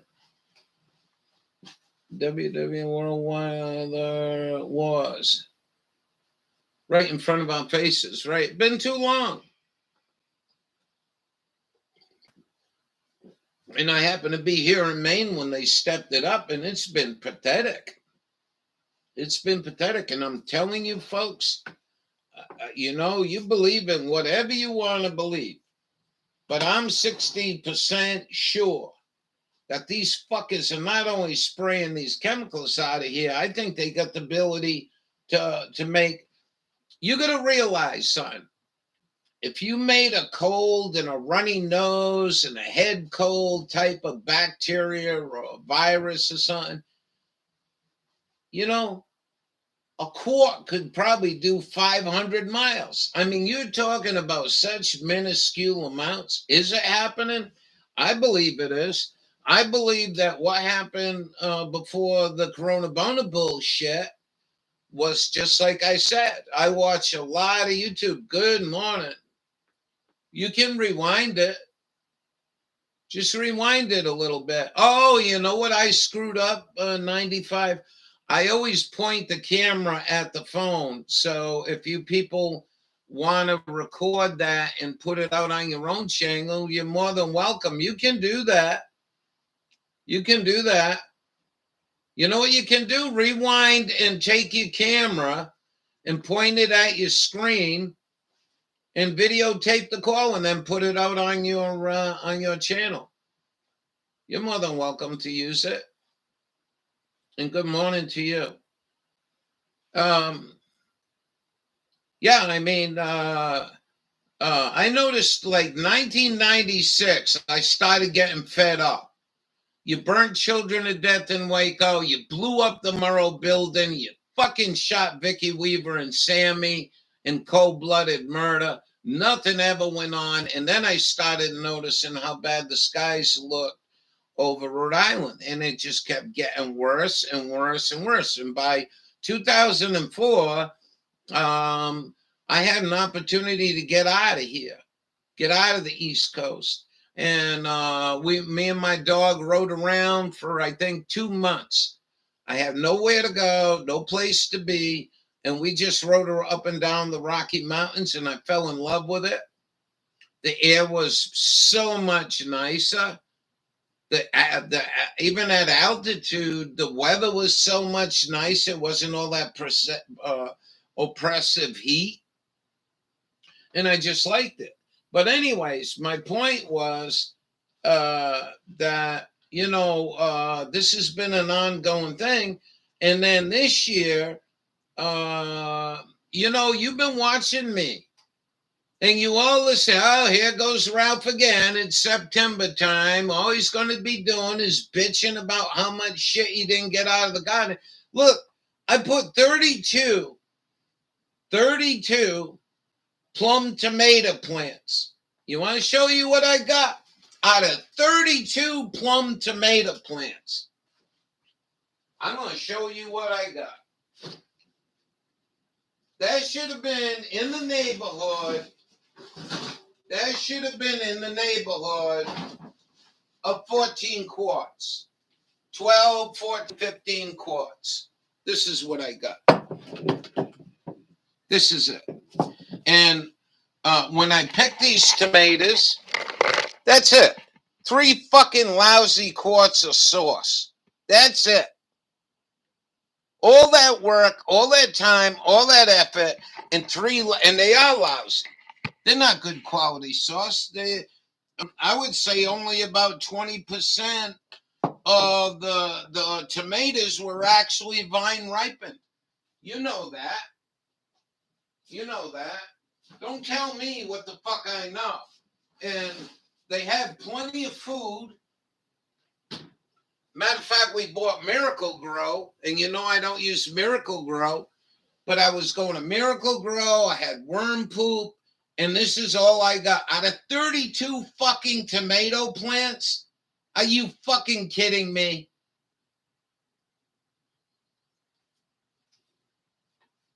It's heartbreaking.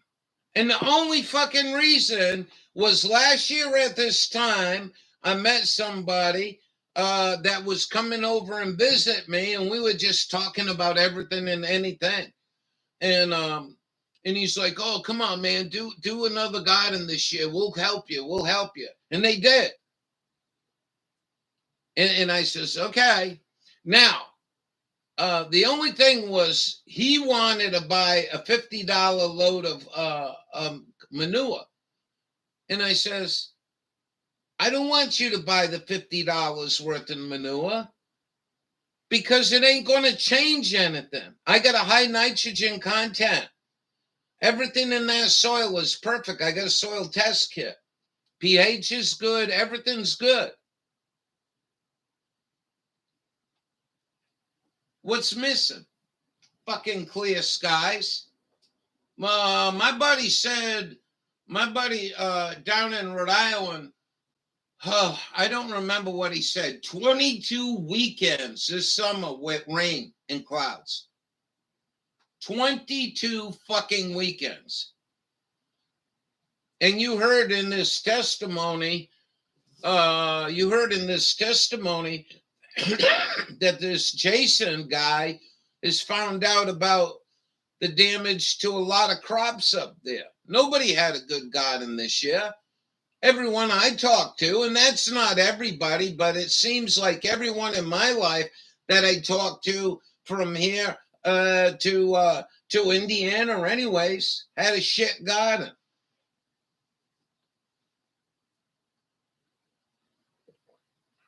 So, you're geoengineering, you fucking spray and sit in the sky to slow so-called Greta. Listen to a fucking 12-year-old fucking cunt and run your whole fucking planet on everything coming out of that cunt's little mouth. Meanwhile, you got geoengineering blocking the sunshine out. Ignorant.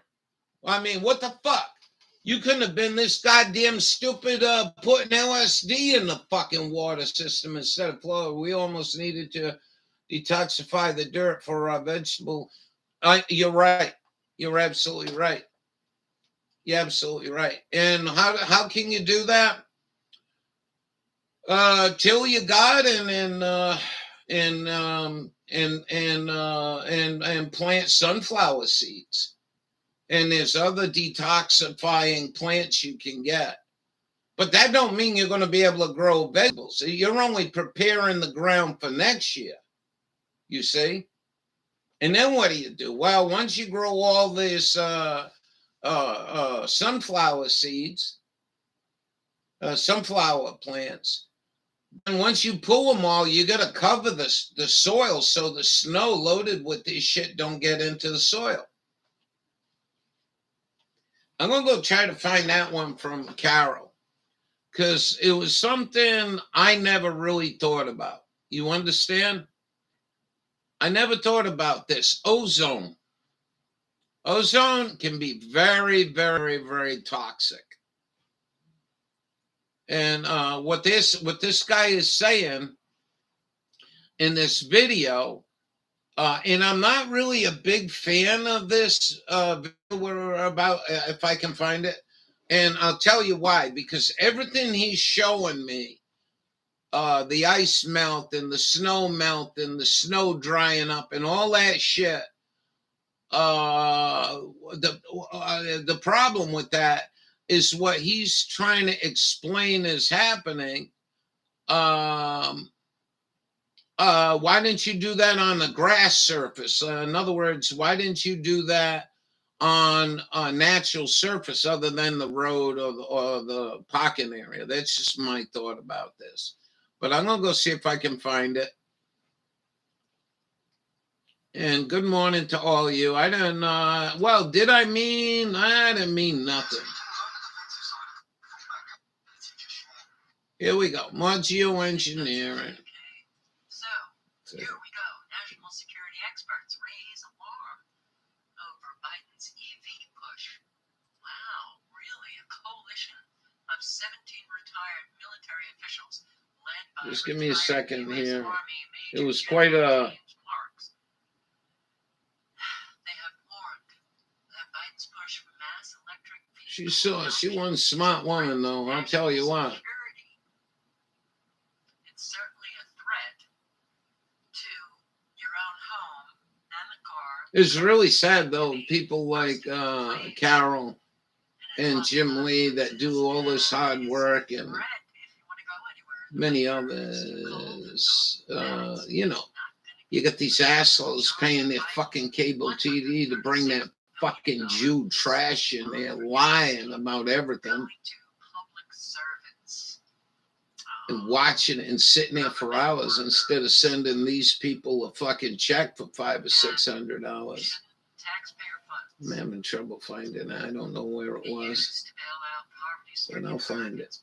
It was kind of a long video. Who signed their names to a contract for non-dischargeable debt? And again, Shouldn't taxpayer funds be used to bail out?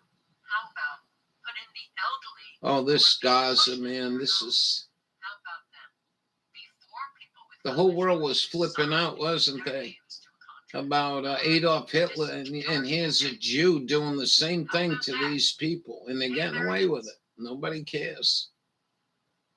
And so once they come for the Jews, then they'll come after the Catholics, and then they'll come after the Protestants, and they'll come after, and yeah, you know what I mean? Oh, I can't find this. I don't think anyone in the room can help me with this. So as you see, mass. no, I can't find it. It was a good video. The guy's. Oh, here we go. What was left? I want to see if it was just going to melt, and it did. I was about to throw it down. Now look at. I'm going to tell you something right now. There's some bullshit in this world that I don't fall for. Like, I've seen people burning snow, and let me tell you something. That's the most ignorant shit, that snow don't melt. That's goddamn ignorant. I think it is, and I still believe it is. The problem is you're taking a blowtorch with, say, 500 BTU, and you got 5,000 BTU of cold out of the snow. So you don't have enough calories to melt the snow. But let's listen to this guy. What are you saying there? Is this church? Yeah, it can be. It's more than one of us, right? And we are praying. I'm praying they shut down the fucking airlines. That's what I'm praying. I'm praying Jesus comes, sneaks in the night, and every plane, once they land on the ground, they can't get it started. It's got fuel, it's got air, it's got ignition, but they can't get the fucking thing started. I'm going to shut up. Listen to this.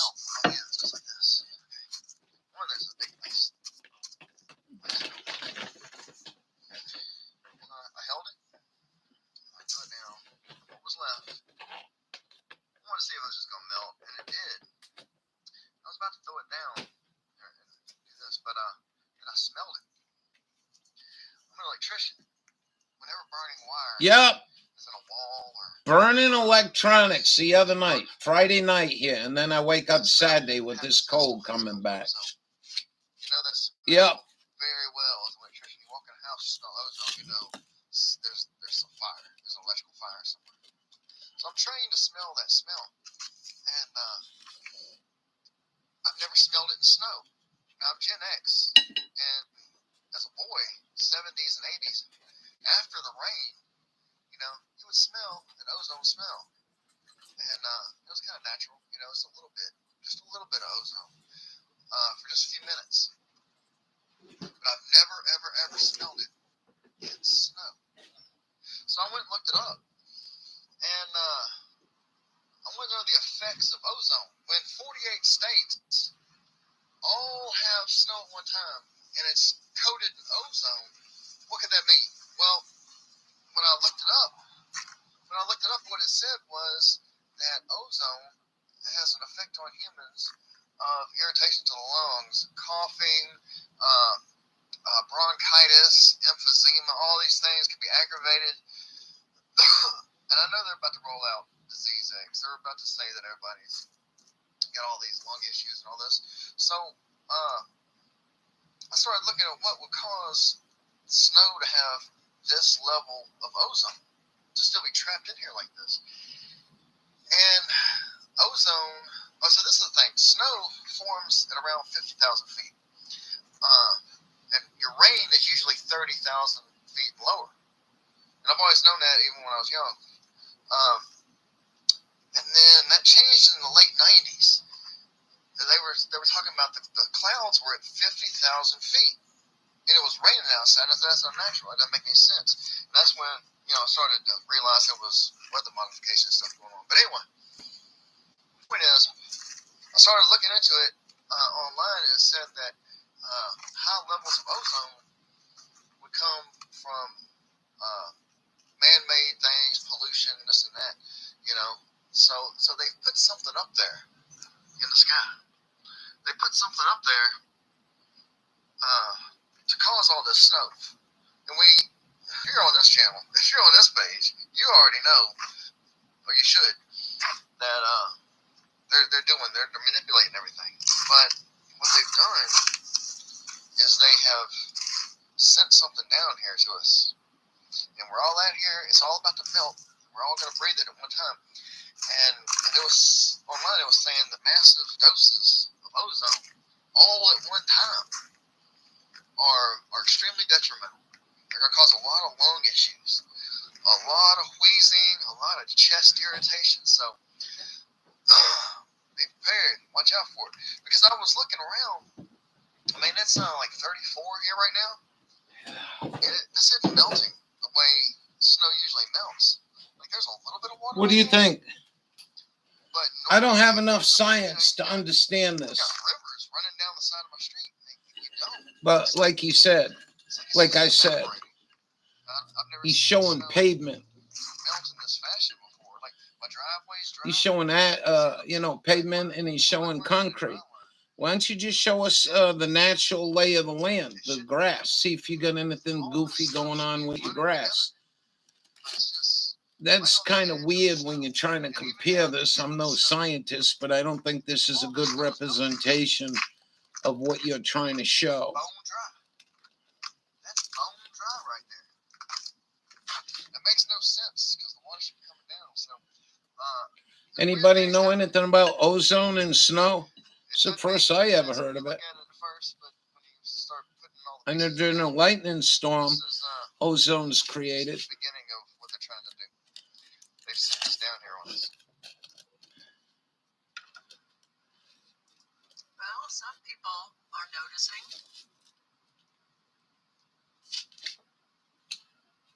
Good little old coffee room. Well, I think Carol. I mean, she's impeccable. You know.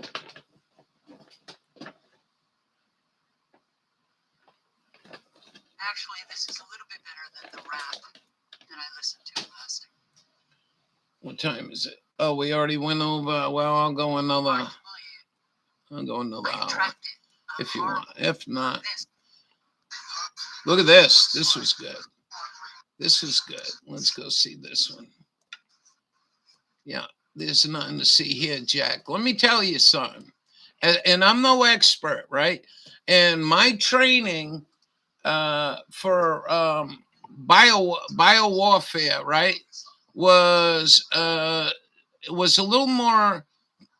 Fuck you, you asshole! Won't fucking stop the video.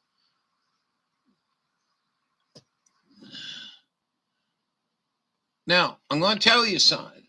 What I do know is anybody ever make JB Weld? Well, anybody ever work with a fiberglass, a mixed fiberglass?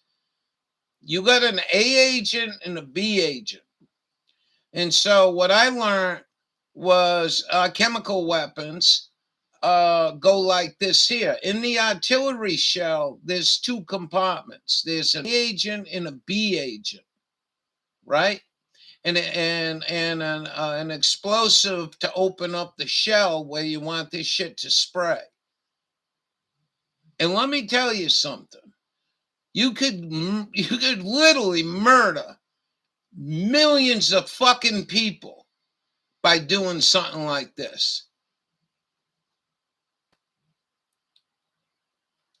The middle one is the A agent, and the two on the outside are B agents.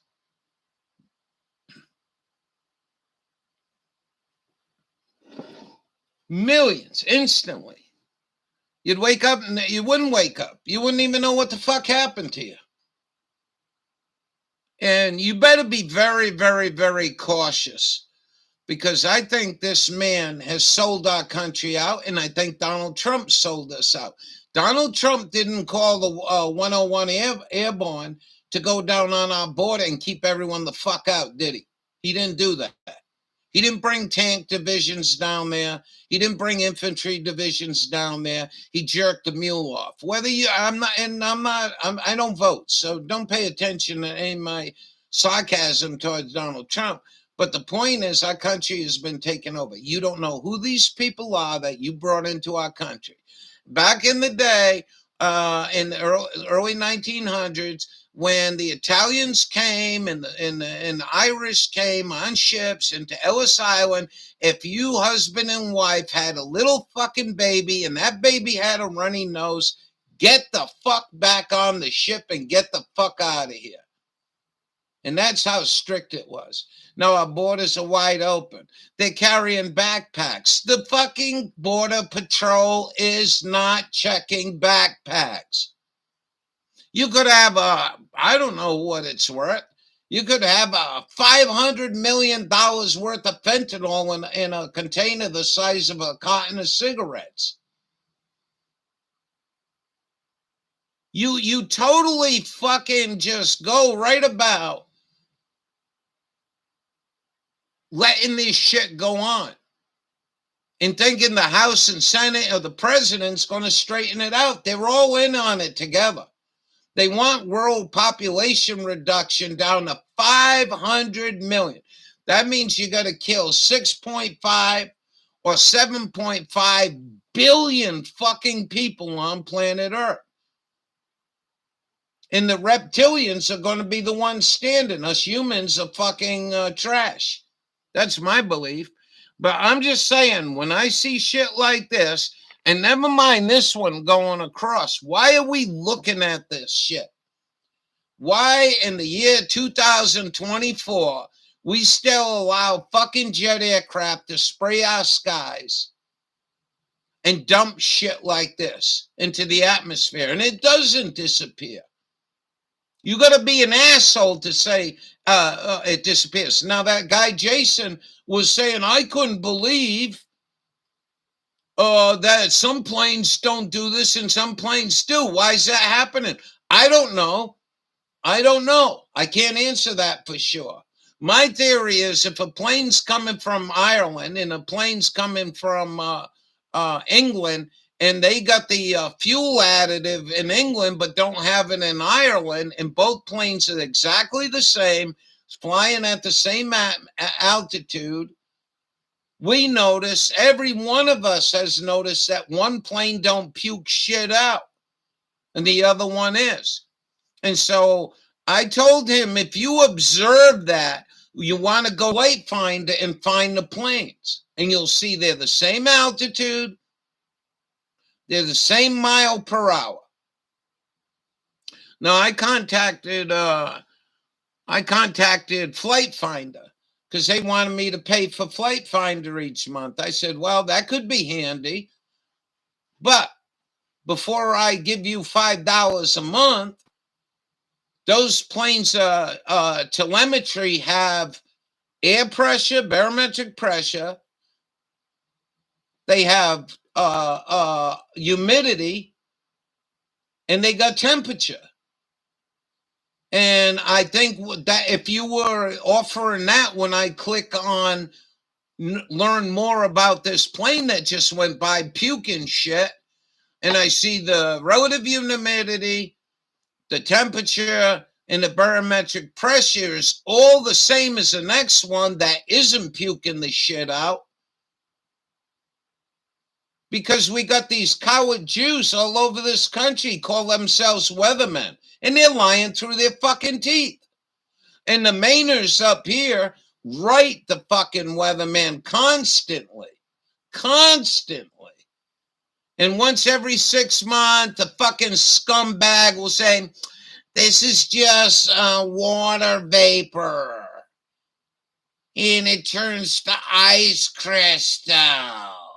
And they've been lying. And if I had my way in a good justice system, you know, they say ignorance is no ignorance is no excuse for the law. Drag them out, try them for high treason, and lynch them motherfuckers. I mean, right down to your weatherman and your fucking news media for lying. Because this is very dangerous. You got a rogue government that's operating, letting people come across the border. Don't think the fucking Air Force won't do it. Well, I'm just doing my job, man. You know, I got a Cadillac car. And I got to pay $800 a month for that Cadillac car. And I got me a good job. Many, many shapes. It's sickening. It's sickening. It's sickening to watch weatherman fucking backpedal and call everyone else a conspiracy. They're chemtrailing us. We could write a letter right now. You want to write a letter? I don't want to write a letter to the scumbag. And they all scumbags. Every last one of them. Because they know in their fucking heart that this shit shouldn't stay around like this. It should, you know what? According to the weatherman that say, well, you know, this shit might stick around. So at 20 below zero here in Maine, with a 75% humidity base, when I drive my car into Waterville, what you communist Jew motherfucking niggas are saying, and that when I get to Waterville, I turn around and drive home, I should be able to see my trail. That's what you're telling me. You ever, anybody in the room been at 20 below zero? Boy, I tell you what, down there in New Mexico, where I'd be going to work, I couldn't believe how much water vapor, exhaust smoke that would be pouring out, and for how long? Usually when your pipe warms up, you don't get too much of it. But this is very, very dangerous, and the states are the one. It's not the federal government no more. You've been taken over, and I still believe we've been taken over. It's the high sheriffs of the counties, it's the fucking governors, and it's the legislatures that are going to have to do something with this. And like I said, New Hampshire is a good start, and I'm not knocking it. But when Bubba comes out of his house, or 95 comes out of her house, and it's all tic-tac-toe up in the sky, well, by the time it gets here, it all congeals into fucking cloud cover.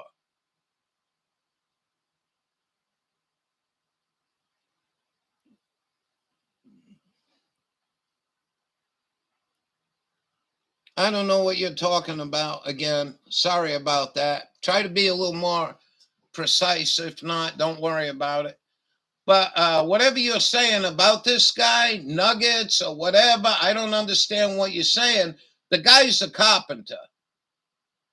And according to Jim Lee, what was the name of it? The Stop Geoengineering Group had promoted him to put the bill in. Well, when it gets up here, it's a dirty blanket. When it's over you, it just looks like checkerboard.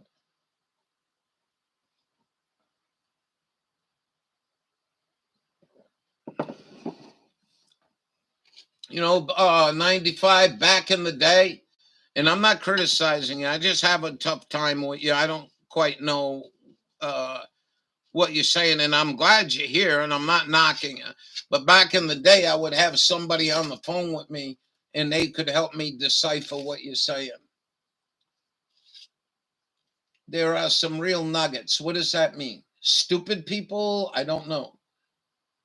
There was a hearing on a bill to ban geoengineering in New Hampshire. Yeah, we seen that.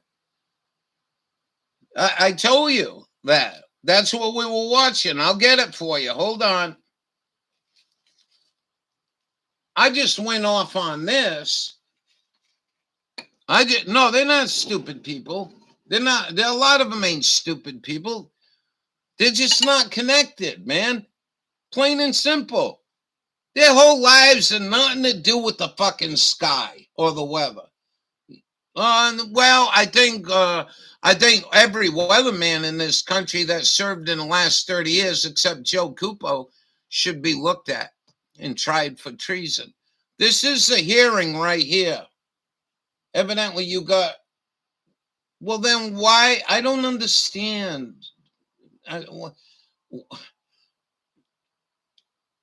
There was a hearing in New Hampshire. We were watching this. We watched 40 minutes of it. All right. Whatever. I got to disconnect because I get kind of aggravated because I'm aggravated at myself because I don't understand. And let me go make a phone call here. Here's a link to Jim Lee covering the hearing up in New Hampshire. Let me go see this because I need help right now. I'm really stressed. And I shouldn't let it get us stressed. Maybe see if Bubba can help. Sure.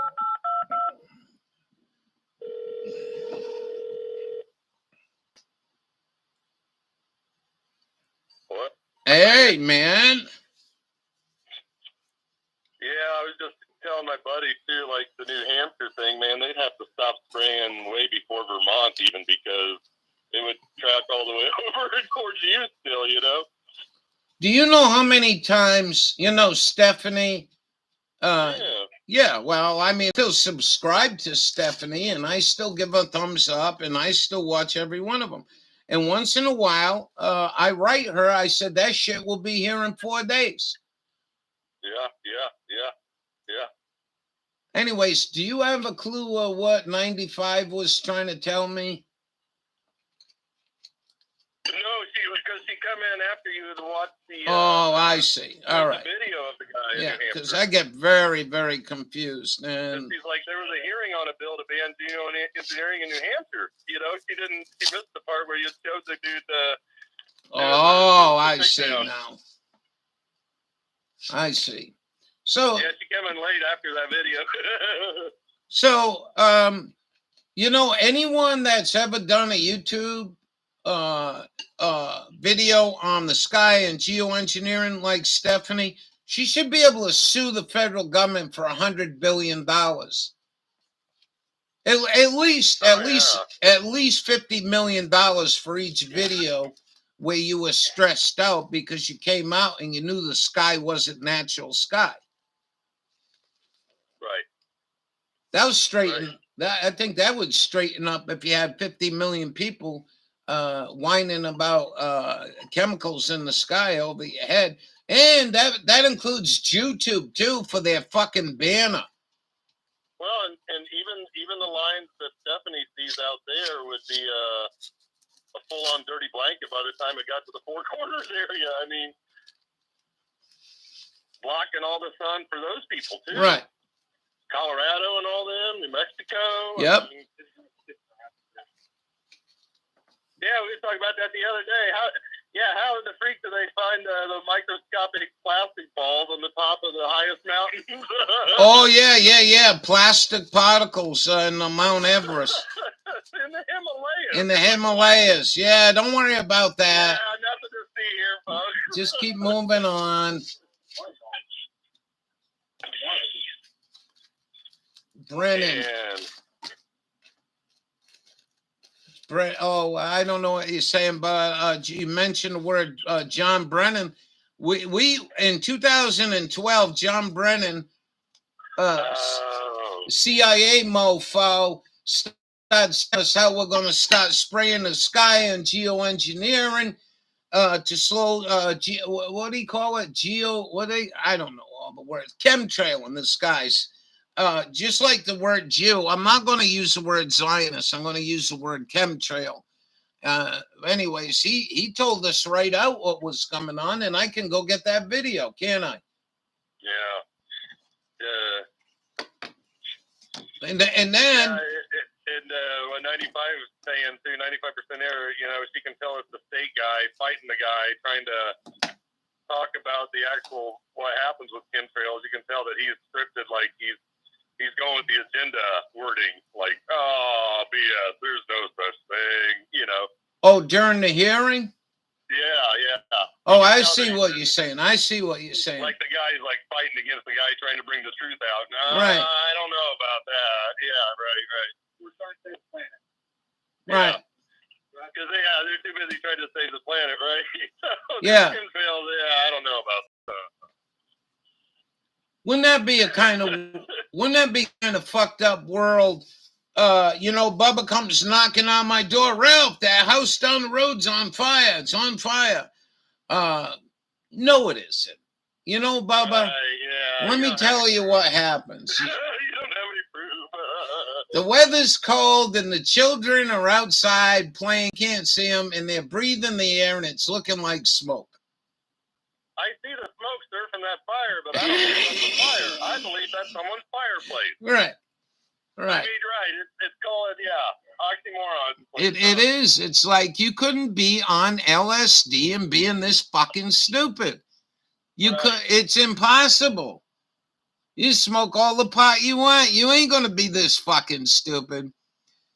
And if you took the time and took half an hour and watched where they were spraying those straight lines to the west, by the time it gets to your east, you couldn't see any more lines half the time. No, and that's what I mean. Like, if you took the time, if these idiots would just take the time and they would see for themselves with their own vision, like, something's not right here. Right. Because that should be dissolving. Right. As a vapor trail, but it's not. It's not. It's spreading out. Something's different here, right? Right. We didn't have this stuff in the 80s and 70s. No, of course you didn't. Of course you didn't.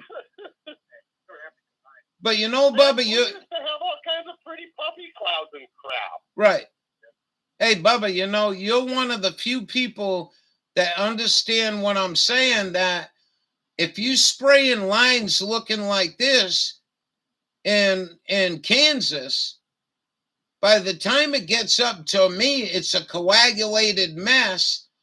And I can identify, I'm almost sure I can identify, even when I got cloud cover, that this shit is chemtrails. Now, Friday night is another good example about what happened here. The temperatures started dropping real fast, and these chemtrails are held up by small amounts of heat energy.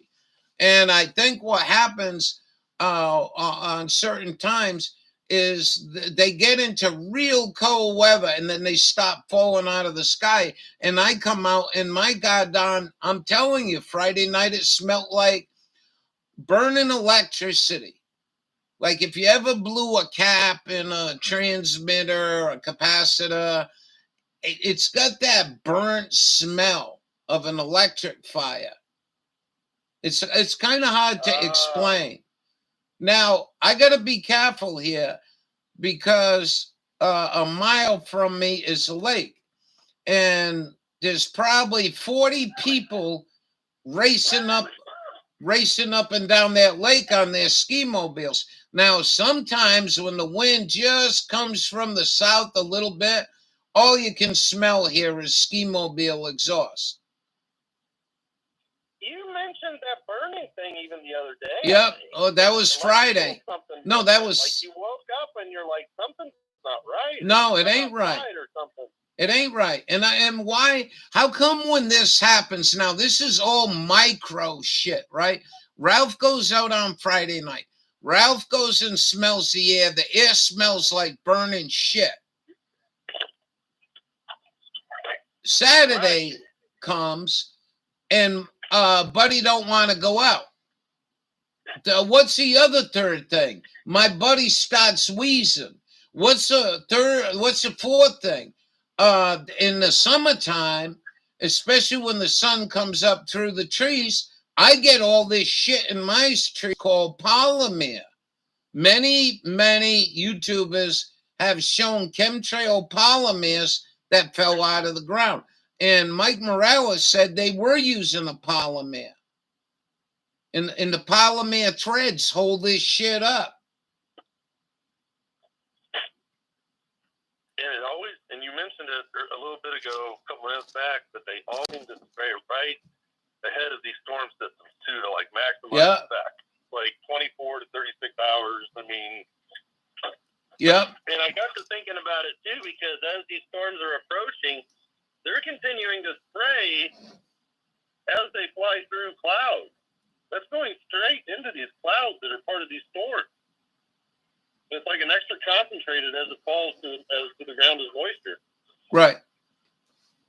So, I mean, 95 saying that our camera can see different colors. That's pretty cool. I want to just show you this. This was sent to me by somebody a little while ago, and we've been seeing this quite often. Let me go pull this up. How are you and your family doing, Bubba? Oh, God, no, I was just going to say to 95% air, she's so, because you can see, even my buddy said that, like, they tend to sometimes spray at night now or something, like, when no one's paying attention. Well, you know what? I'm paying attention, and I don't sleep some nights, and it's 1 or 2 o'clock. I'm shooting the shit on radio, and maybe an hour goes by, and they start talking. These fucking guys, these old timers, are talking about making biscuits and gravy at 1 o'clock in the morning. I'm laying in bed salivating. My stomach's going gurgle, gurgle, and how good that would be. Well, anyways, Ralph gets up and uses his tobacco to suppress his appetite, and I go smoke a half a cigarette. What ain't going on here for the most part is these people are not awake at 1 o'clock in the morning usually. Right. And I don't see UFOs. That's one thing I don't see. But here goes another aircraft coming from Europe, just puking the shit out. And now there's several of them puking the shit out over the Route 95 corridor. right? You need to go look at a map of Maine, and that's where your air flights usually go, down Route 95 corridor. So it's 1 o'clock in the morning. They follow that into Boston and all that. Yeah, Boston and New York. You're absolutely right. And so what happens is you got 5 or 6 of these things. That I think it's about 22 miles as a bird fly from here to Route 95. Oh wow. So by the time it gets over me, either it dissipates or it starts spreading out, and then it starts spreading out. And I figure at the rate of this artificial cloud moving, it's going to be over the Atlantic Ocean just in time for sunrise. So the people so people wake up to not a exactly pretty sunrise, but a nasty one. Exactly. I was just thinking about that too. Like, it's so rare to actually have a crystal clear night with stars you can actually see anymore. Right. Isn't that something, Mel? 1 or 2 nights a month anymore. If that, it's like, man, it used to be so much. Jeez. Hey, Marianne. Last time of growing up, you and your girl going out, laying out on a blanket, looking up at the stars and stuff. No, and then they got that whiteout shit. They can white out shit where the sky should be blue, but it isn't. It's whiteout. We got somebody just pulled in, Marianne and Ginger. Greetings, Marianne. Hi, Marianne. You sexy thing. Thanks for coming in. Where you from? Tell us where you're from, and we usually go on around 8:30 Eastern time. Yeah, we want weather reports too. How's your weather? Oh, sorry, Bubba. Here we go, Bubba. You watching? Yeah, man. I'm just so excited for the next couple days. We're supposed to get up into the 40s. Boy, ain't that a blessing? Dude, that feels like a warm spell coming up. I'm like, I'll take it. Now, this. We're up to 7 right now. This was sent to me. Look at this. Watch this. Oh, wow. Now, for all the conspirators, that's aluminum particles. Those are aluminum particles. What you're looking at is what they call chaff. And what they did... There's no cloud. That ain't no cloud. So for the conspiracy... Right, you took the words right out of my mouth. You conspiracy theorists. They don't even hide it anymore. No. Do you see why I'm kind of PO'd why Jason didn't take my email? Because I would have sent him this. Oh, dude, yeah. You should have taken a minute, and you should have sent me an email. Right in front of your faces. Look at this. And wait for it. Wait for it, because the video's almost done. That's probably 400 miles of spraying chaff. That's literally the whitest part of the state there, yeah. Southeast and northwest, yeah. Look at this. New Center, Maine. What? You conspiracy theorists. Let's go down and look at the author and the time. This is News Center, Maine. This is News Center, Maine. And it was done July 10th, 2019. And what did Rouse says? The law in Maine should ban all over this and locking the swine up that would do this. Chaff is very bad for the environment. Anyone knows Governor to show her this is chaff, and never mind the chemtrails. Oh my God, stay well. And so I did like the governor of Maine. Well, the governor of Maine at the time, I think was LePage. Because I said her, so maybe it was Janet Mills, but I mean, fucking Janet Mills's people should be all over this, right? And this is not the only one. We seen them spraying chaff up in the Northwest Territory, Northwest Oregon, and you conspiracy, dude. I had to tell Mary Ann we type in capital letters because half of us are blind in here. Yeah, I don't think Mary Ann's sticking around. It's okay. But thank you, Mary Ann, for stopping in. What a pretty name. Make everyone welcome. So Maine's been whining about their lobsters are unhealthy. They got some kind of shit that's eating the shell. The water is acidy. Oh, I was going to ask you, does that Laura Kay live up in Maine? Because I seen her in another live stream over at Super Days yesterday afternoon, and I asked her if she was getting her lobsters yet, and she's like, no, that's Sunday. Today they're getting them. I'm like, oh, okay. Yeah, I got something for you. Yeah, she's got a. No, she lives in Massachusetts, but she's got a place in Maine. Well, I'll go show you the email she sent me. She only sent one picture. Hey, I think I got some good news from Jim Lee.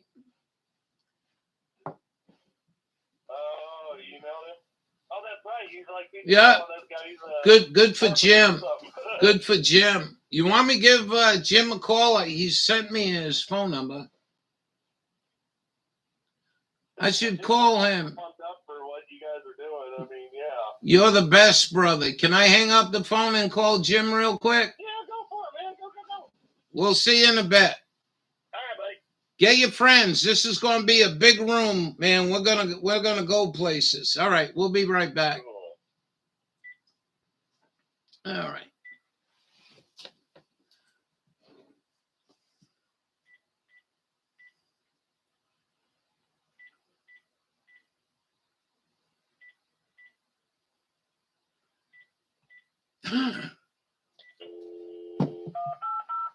I should call him. You're the best, brother.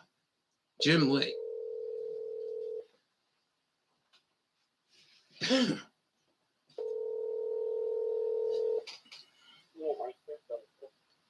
Is this Mr. Chemtrail? Is it? How you doing? Mr. Ham Radio. Oh, dude, you should see the stuff because I know you're talking about it. You should see the stuff that I think they're doing, and some of my ham radio friends are talking about the same thing, where we got a high number on the solar flux, right? That should be good for communication, and then all of a sudden, 11 o'clock local times, everything starts shutting down.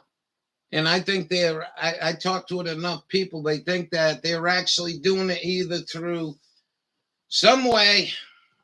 How you doing, Jim? Oh, wore out. That was the third longest stream I've ever done in my life. I think I called him the day we found out, and I want to thank Carol from Never Lose Truth for bringing it up. And I want to thank you because we were watching. Look, I talked with the guy, and I'm not criticizing you in any way, shape, or form, but go kind of easy at him. You know what I mean?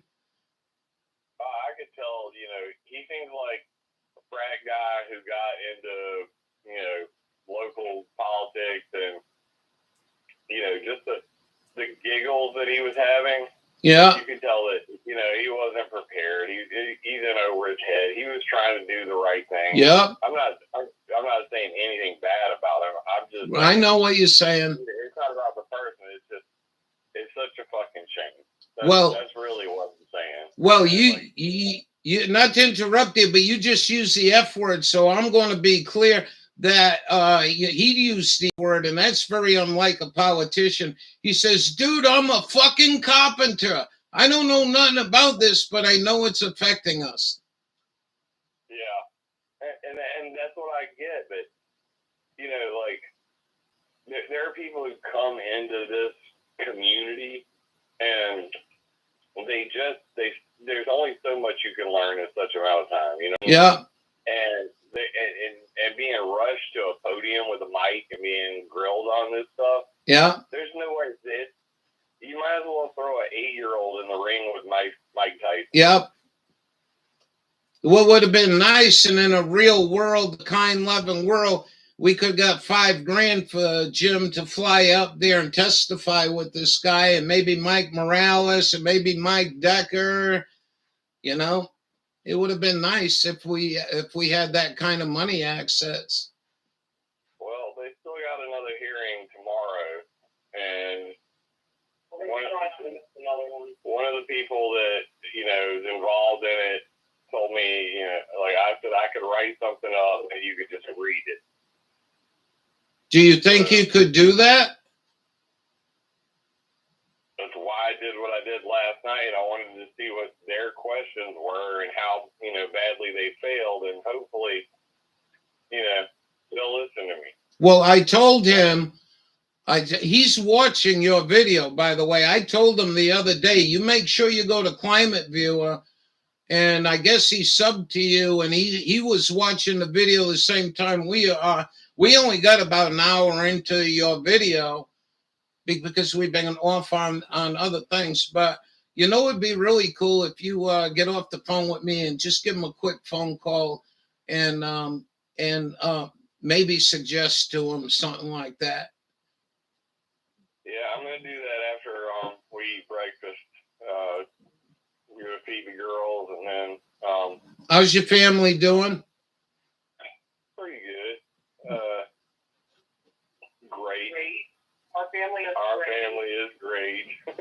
Good. Yeah, everything's going well. Always busy. That's a good thing. Because if not, you're dead. Well... I did that last night for 3.5 hours because I knew that if I didn't do it, I wouldn't do it at all. Yeah, and I'm glad you did. So he's very friendly, and just tell him, you can tell him that Ralph, you talk to Ralph, if you're going to leave a message, Ralph Rousseau, my name is Jim Lee, Ralph sent me, and I want to help you with this next hearing, and do whatever you think is right. You're the man on top. I just fed up with it. If I was a governor of a state, I'd be threatening to shoot down anything that leaves a trail 400 yards in the sky over our state. I'd shoot them right down. I have no mercy at all. Shoot them right down, or either we could do it. We send 2 F-4s up there, come on each side of the wing, land the aircraft in Bangor right away, or we'll shoot you down. Take the people off the plane, put them on a state board plane, fly them where they're going, and then tear the plane apart. Once you find the chemicals, sue the aircraft company, sue everybody, and then go sell the aircraft to North Korea for $25. For $25. Or Iran. Anyways. I'll do that. I'll reach out. Maybe thank you. Conversation. I got some notes already of what I want to go in there. Just not too complicated, because he as you could, it'll overwhelm. Yeah, I'm still gonna do a video at 6 tonight. Gonna summarize and possibly. My plan is to try to write up what I'm going to send to them before. If you go, I'm already sending it to this lady named Lisa, who they're going to have a chance to talk tomorrow, and she said she would read verbatim whatever I write. That's a lady from Stop Geoengineering. I'm not sure who she's affiliated with. All right. She knows Joe and Diane, and she was one of the people that was supposed to give testimony. There's no way that they would do a video testimony from you at that hearing, is there? No, and I mean, I'll be at work. Yeah. All right. Well, do whatever you feel is right, And if you get a chance to do a phone interview with this guy, Jason, that might be cool, and we'll steer everybody to your live stream tonight, as we always do. And a lot of times I don't watch your live stream till the next day, and we do it here on my live. I'm still going live. We're down to 5 people. We've been down to 5 people for about 3 years, but they're good people. They're smart people, and I love having them. And it makes me feel like I'm doing something good. 66 years old this year. I'm getting towards the end of my life, but boy, I like to go out the door and see an end to this shit, so we can have some blue skies up here in Maine. And thank you very much, Jim. I appreciate you, Ralph. I'm definitely going to do whatever I can to help them out. Hope for the best, expect the worst. There you go. We'll see you later, my friend. Have a great day. You too, Ralph. Bye-bye. Bye. Screwed up again. I'm supposed to be pointing the phone at the camera.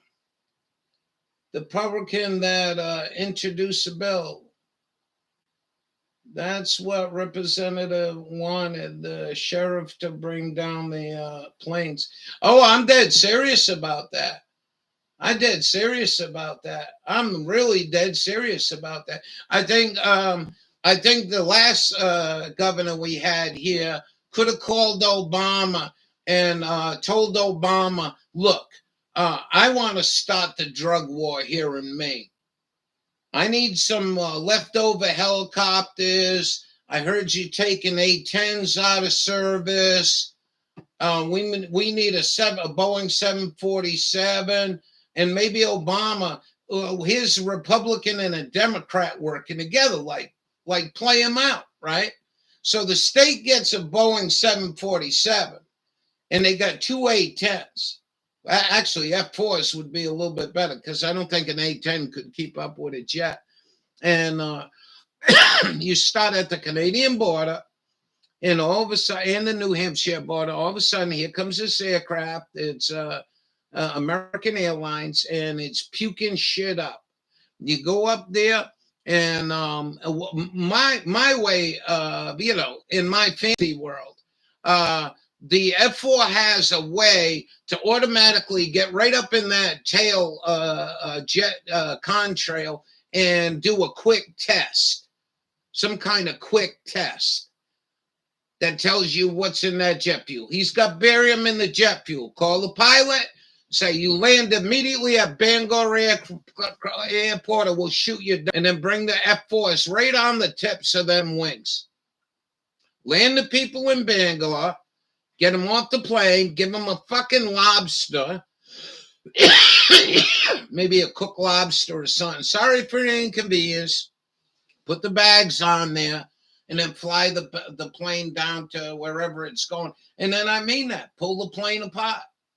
Rip that plane apart. Find sprays, do chemical analysis of the jet fuel, look for any hidden tanks in there. Remember, it don't have to be very big, guy. I'm telling you something. When we talk about bioweapon and chemical weapon, when I was in the Army, you're talking about a drop of this shit wiping people out, especially virus. So you wouldn't need much, but if you found something on board, and if you found the chemical, and if not, you didn't find nothing, call American Airlines. Come pick up your fucking plane. That's my world. And unless you start doing shit like that to these corporations and to these governments that are out of control, remember, it becoming that supersedes federal, state, county law down to individual rights. Right. That's a good point. That's a very good point.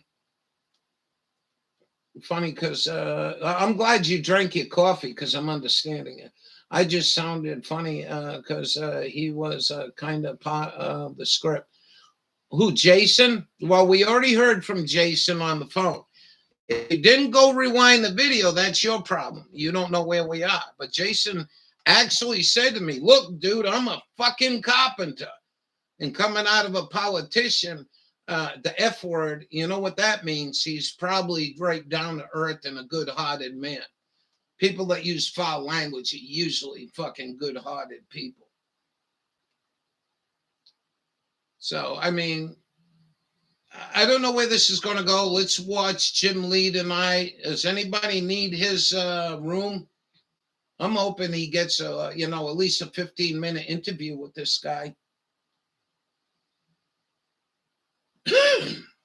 And maybe this guy has a way where Jim Lee could do 10-minute and cover everything in 10 minutes and send a video up to him, and he can play it for the committee.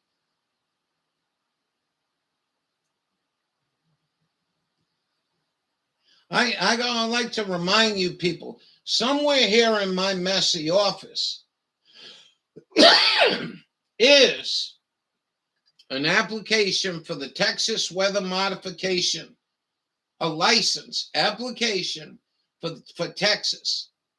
And many of you guys were here with me when we did that. We used to do some, and that was a good phone call. That was a couple good phone calls. I like making phone calls like that.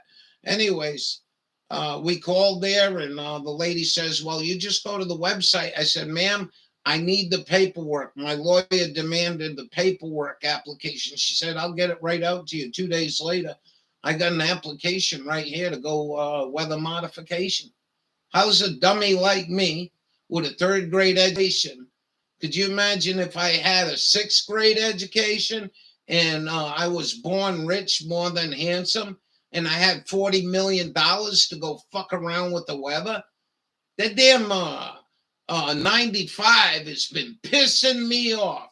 So I'm going to dump 4 feet of snow on you. You know what I mean? I'm only joking. But, nobody should have the right to fuck around with the weather. And I don't think even cloud seeding should be allowed. Why? Because if you're cloud seeding in Utah, you're having a butterfly effect right across the globe. Because that natural weather that Utah was going to get before you started fucking around with the cloud seeding, in my own opinion, is a butterfly effect. And, it could do anything. It could dry out Indiana. Why not dry out Indiana in the upper parts of the Mississippi River till you can't run barges up and down the Mississippi River anymore?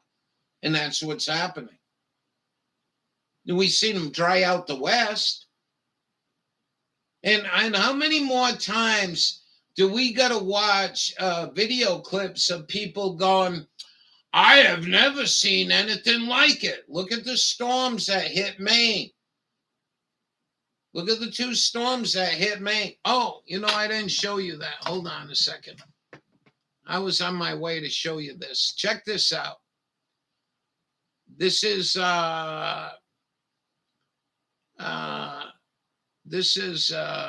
Laura. Where to go? All right, hold on. I got a picture from Laura. Wait till you see this. So this is down in Saco, Maine. It's kind of not a very good picture, but I think you'll get an understanding. That's beach erosion, dude, where she usually walks. That's fucking 10 feet. Look at the house there. $40 million home right there on the water getting ready to wash into the ocean.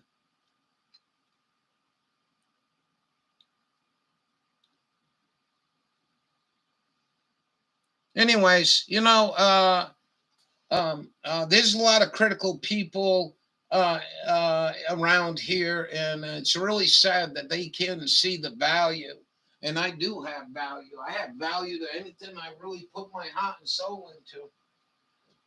But hey, whatever. We already made our phone calls to Susan Collins. We called her bitching about the line, and we bitched about her about weather modification, and they just blew me right the fuck off. I'll be right back.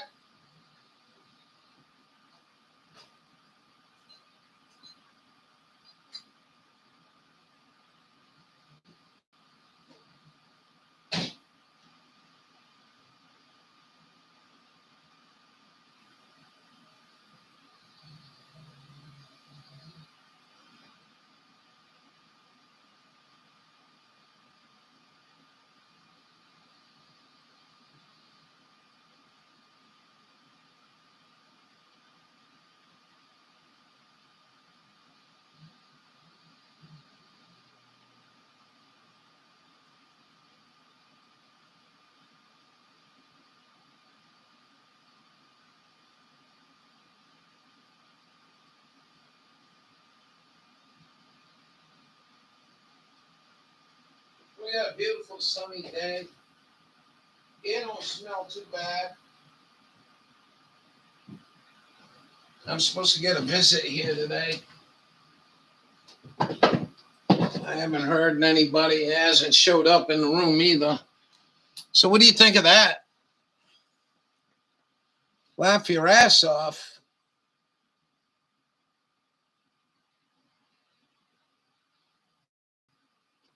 Oh, nobody's commenting on that. So it's time to go. Nobody's going to say nothing. Yeah, that's Laura down at her beach where she likes walking. She did a couple videos.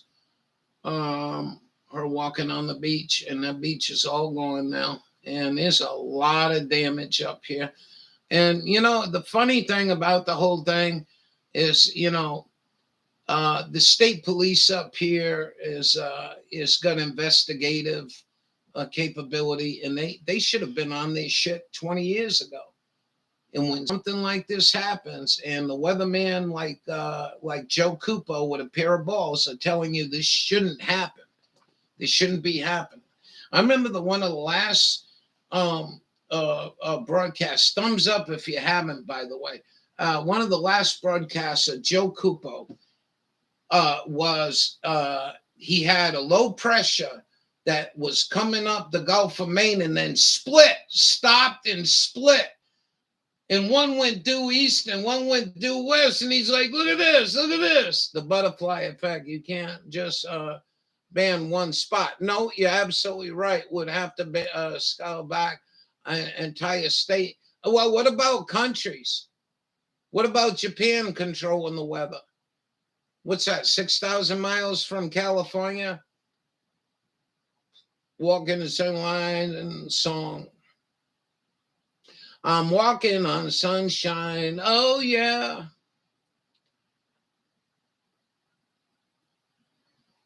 Oh, I think it's going to force and ladies, listen to me.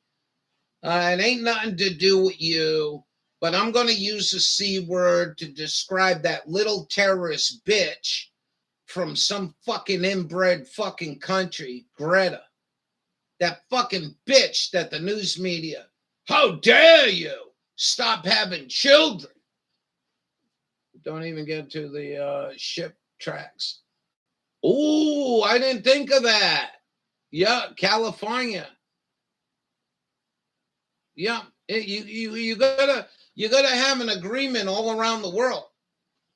Like what? North Korea. Take North Korea talking about nukes. That ain't nothing, dude. That is fucking nothing. That is minuscule. If you can control the weather, and North Korea could develop a super low pressure system and steer it all the way into the west coast of this country. And this low pressure system is 2,000 miles across with a barometric pressure of 6.5 bar, never seen on planet Earth. The water underneath this thing is risen 30, 40 feet, and you run it right into the west coast. I mean, think about that. Think about that. So, is it too far gone? China doing it. Every country's doing it. Russia's doing it. We used to watch Mike Morales, and one of the funny things about Mike Morales is he would show us the warmth up over Russia, where they were using radio frequencies to warm the atmosphere and then push down. Remember, polar vortex hasn't been around for 10 years. I watched the weather in black and white TV in my pajamas when I was a little kid. I never heard the word polar vortex stuffed up to 5 or 10 years ago. And here you go. Russia heats up, pushes all the cold weather down to Mexico. Now, we watched Mike Morales point that out. I can't get the videos. The videos are all gone. I can't replay them. I don't know what happened there. I don't know if his wife got rid of all the videos. I don't know what the hell is going on there. But I do know one thing. that Mike, as far as I'm concerned, I was 90% positive what he was saying was the truth. The polar vortex is generated in Russia using RF radiation. And, the thing about this thing, I said this the other night on radio, and these guys, well, what the hell are you talking about? And I says, well, I'm talking about an antenna farm the size of Spain being built in China. Do you know they put 1,000,000 watts in there and trillions of watts of RF radiation power could be emitted? If you put 1 watt into a good antenna, you might get 5 watts out or 10 watts out, depending on what the gain of the antenna is. Never mind thousands of antennas, like the facility up in Hart, up in Alaska. That's old, but they're building them, and Jim Lee knows that. Jim Lee, the thing about when you get to the RF part of Jim Lee, is Jim Lee's got all the information you want on geoengineering with isospheric heaters. I call them isospheric heaters. Never mind NexRad. We're not talking about NexRads. NexRad's short distance, 500, 600 miles, I think. But these isospheric heaters go on halfway around the world, just like my radio signal does. So anyways, it was a good day. I hope you enjoyed it. I think it was very productive. I'm hoping Jim can contact this guy and they can sit down and have a conversation. Like I wasn't criticizing Jim, and I made that clear, but just go easy on the guy, Go easy on him and try to educate him if you can and help him out. He said he would even type up a statement verbatim and send it off to these people. So it's really quite sad. I hope this committee says we need a couple hearings, and let's open it up to the world. Let's open it up. Let's give everybody an email address that you can put your testimony in and send it off. Because if you don't stop this shit, man, Ralph ain't going to be happy in Maine, number one. Number two, Ralph ain't going to grow his garden. And number three, the offspring that we got coming will never understand what a blue sky looks like unless they go to YouTube and play a travel video that somebody's in Death Valley or some of the other parts of this country that don't get hit as hard with geoengineering. We'll see you all later. Have a great day. Thank you for your comments. Thank you for the thumbs up. Thank you for everything. And we'll catch you mañana. Have a great day and enjoy your day and enjoy every bit of freedom you got now, because legislatures all over this country and down in D.C. are taking every bit of our freedom away day by day by day, inch by inch by inch. We'll see you later. Have a great day, everyone. Come on now, let me out of here.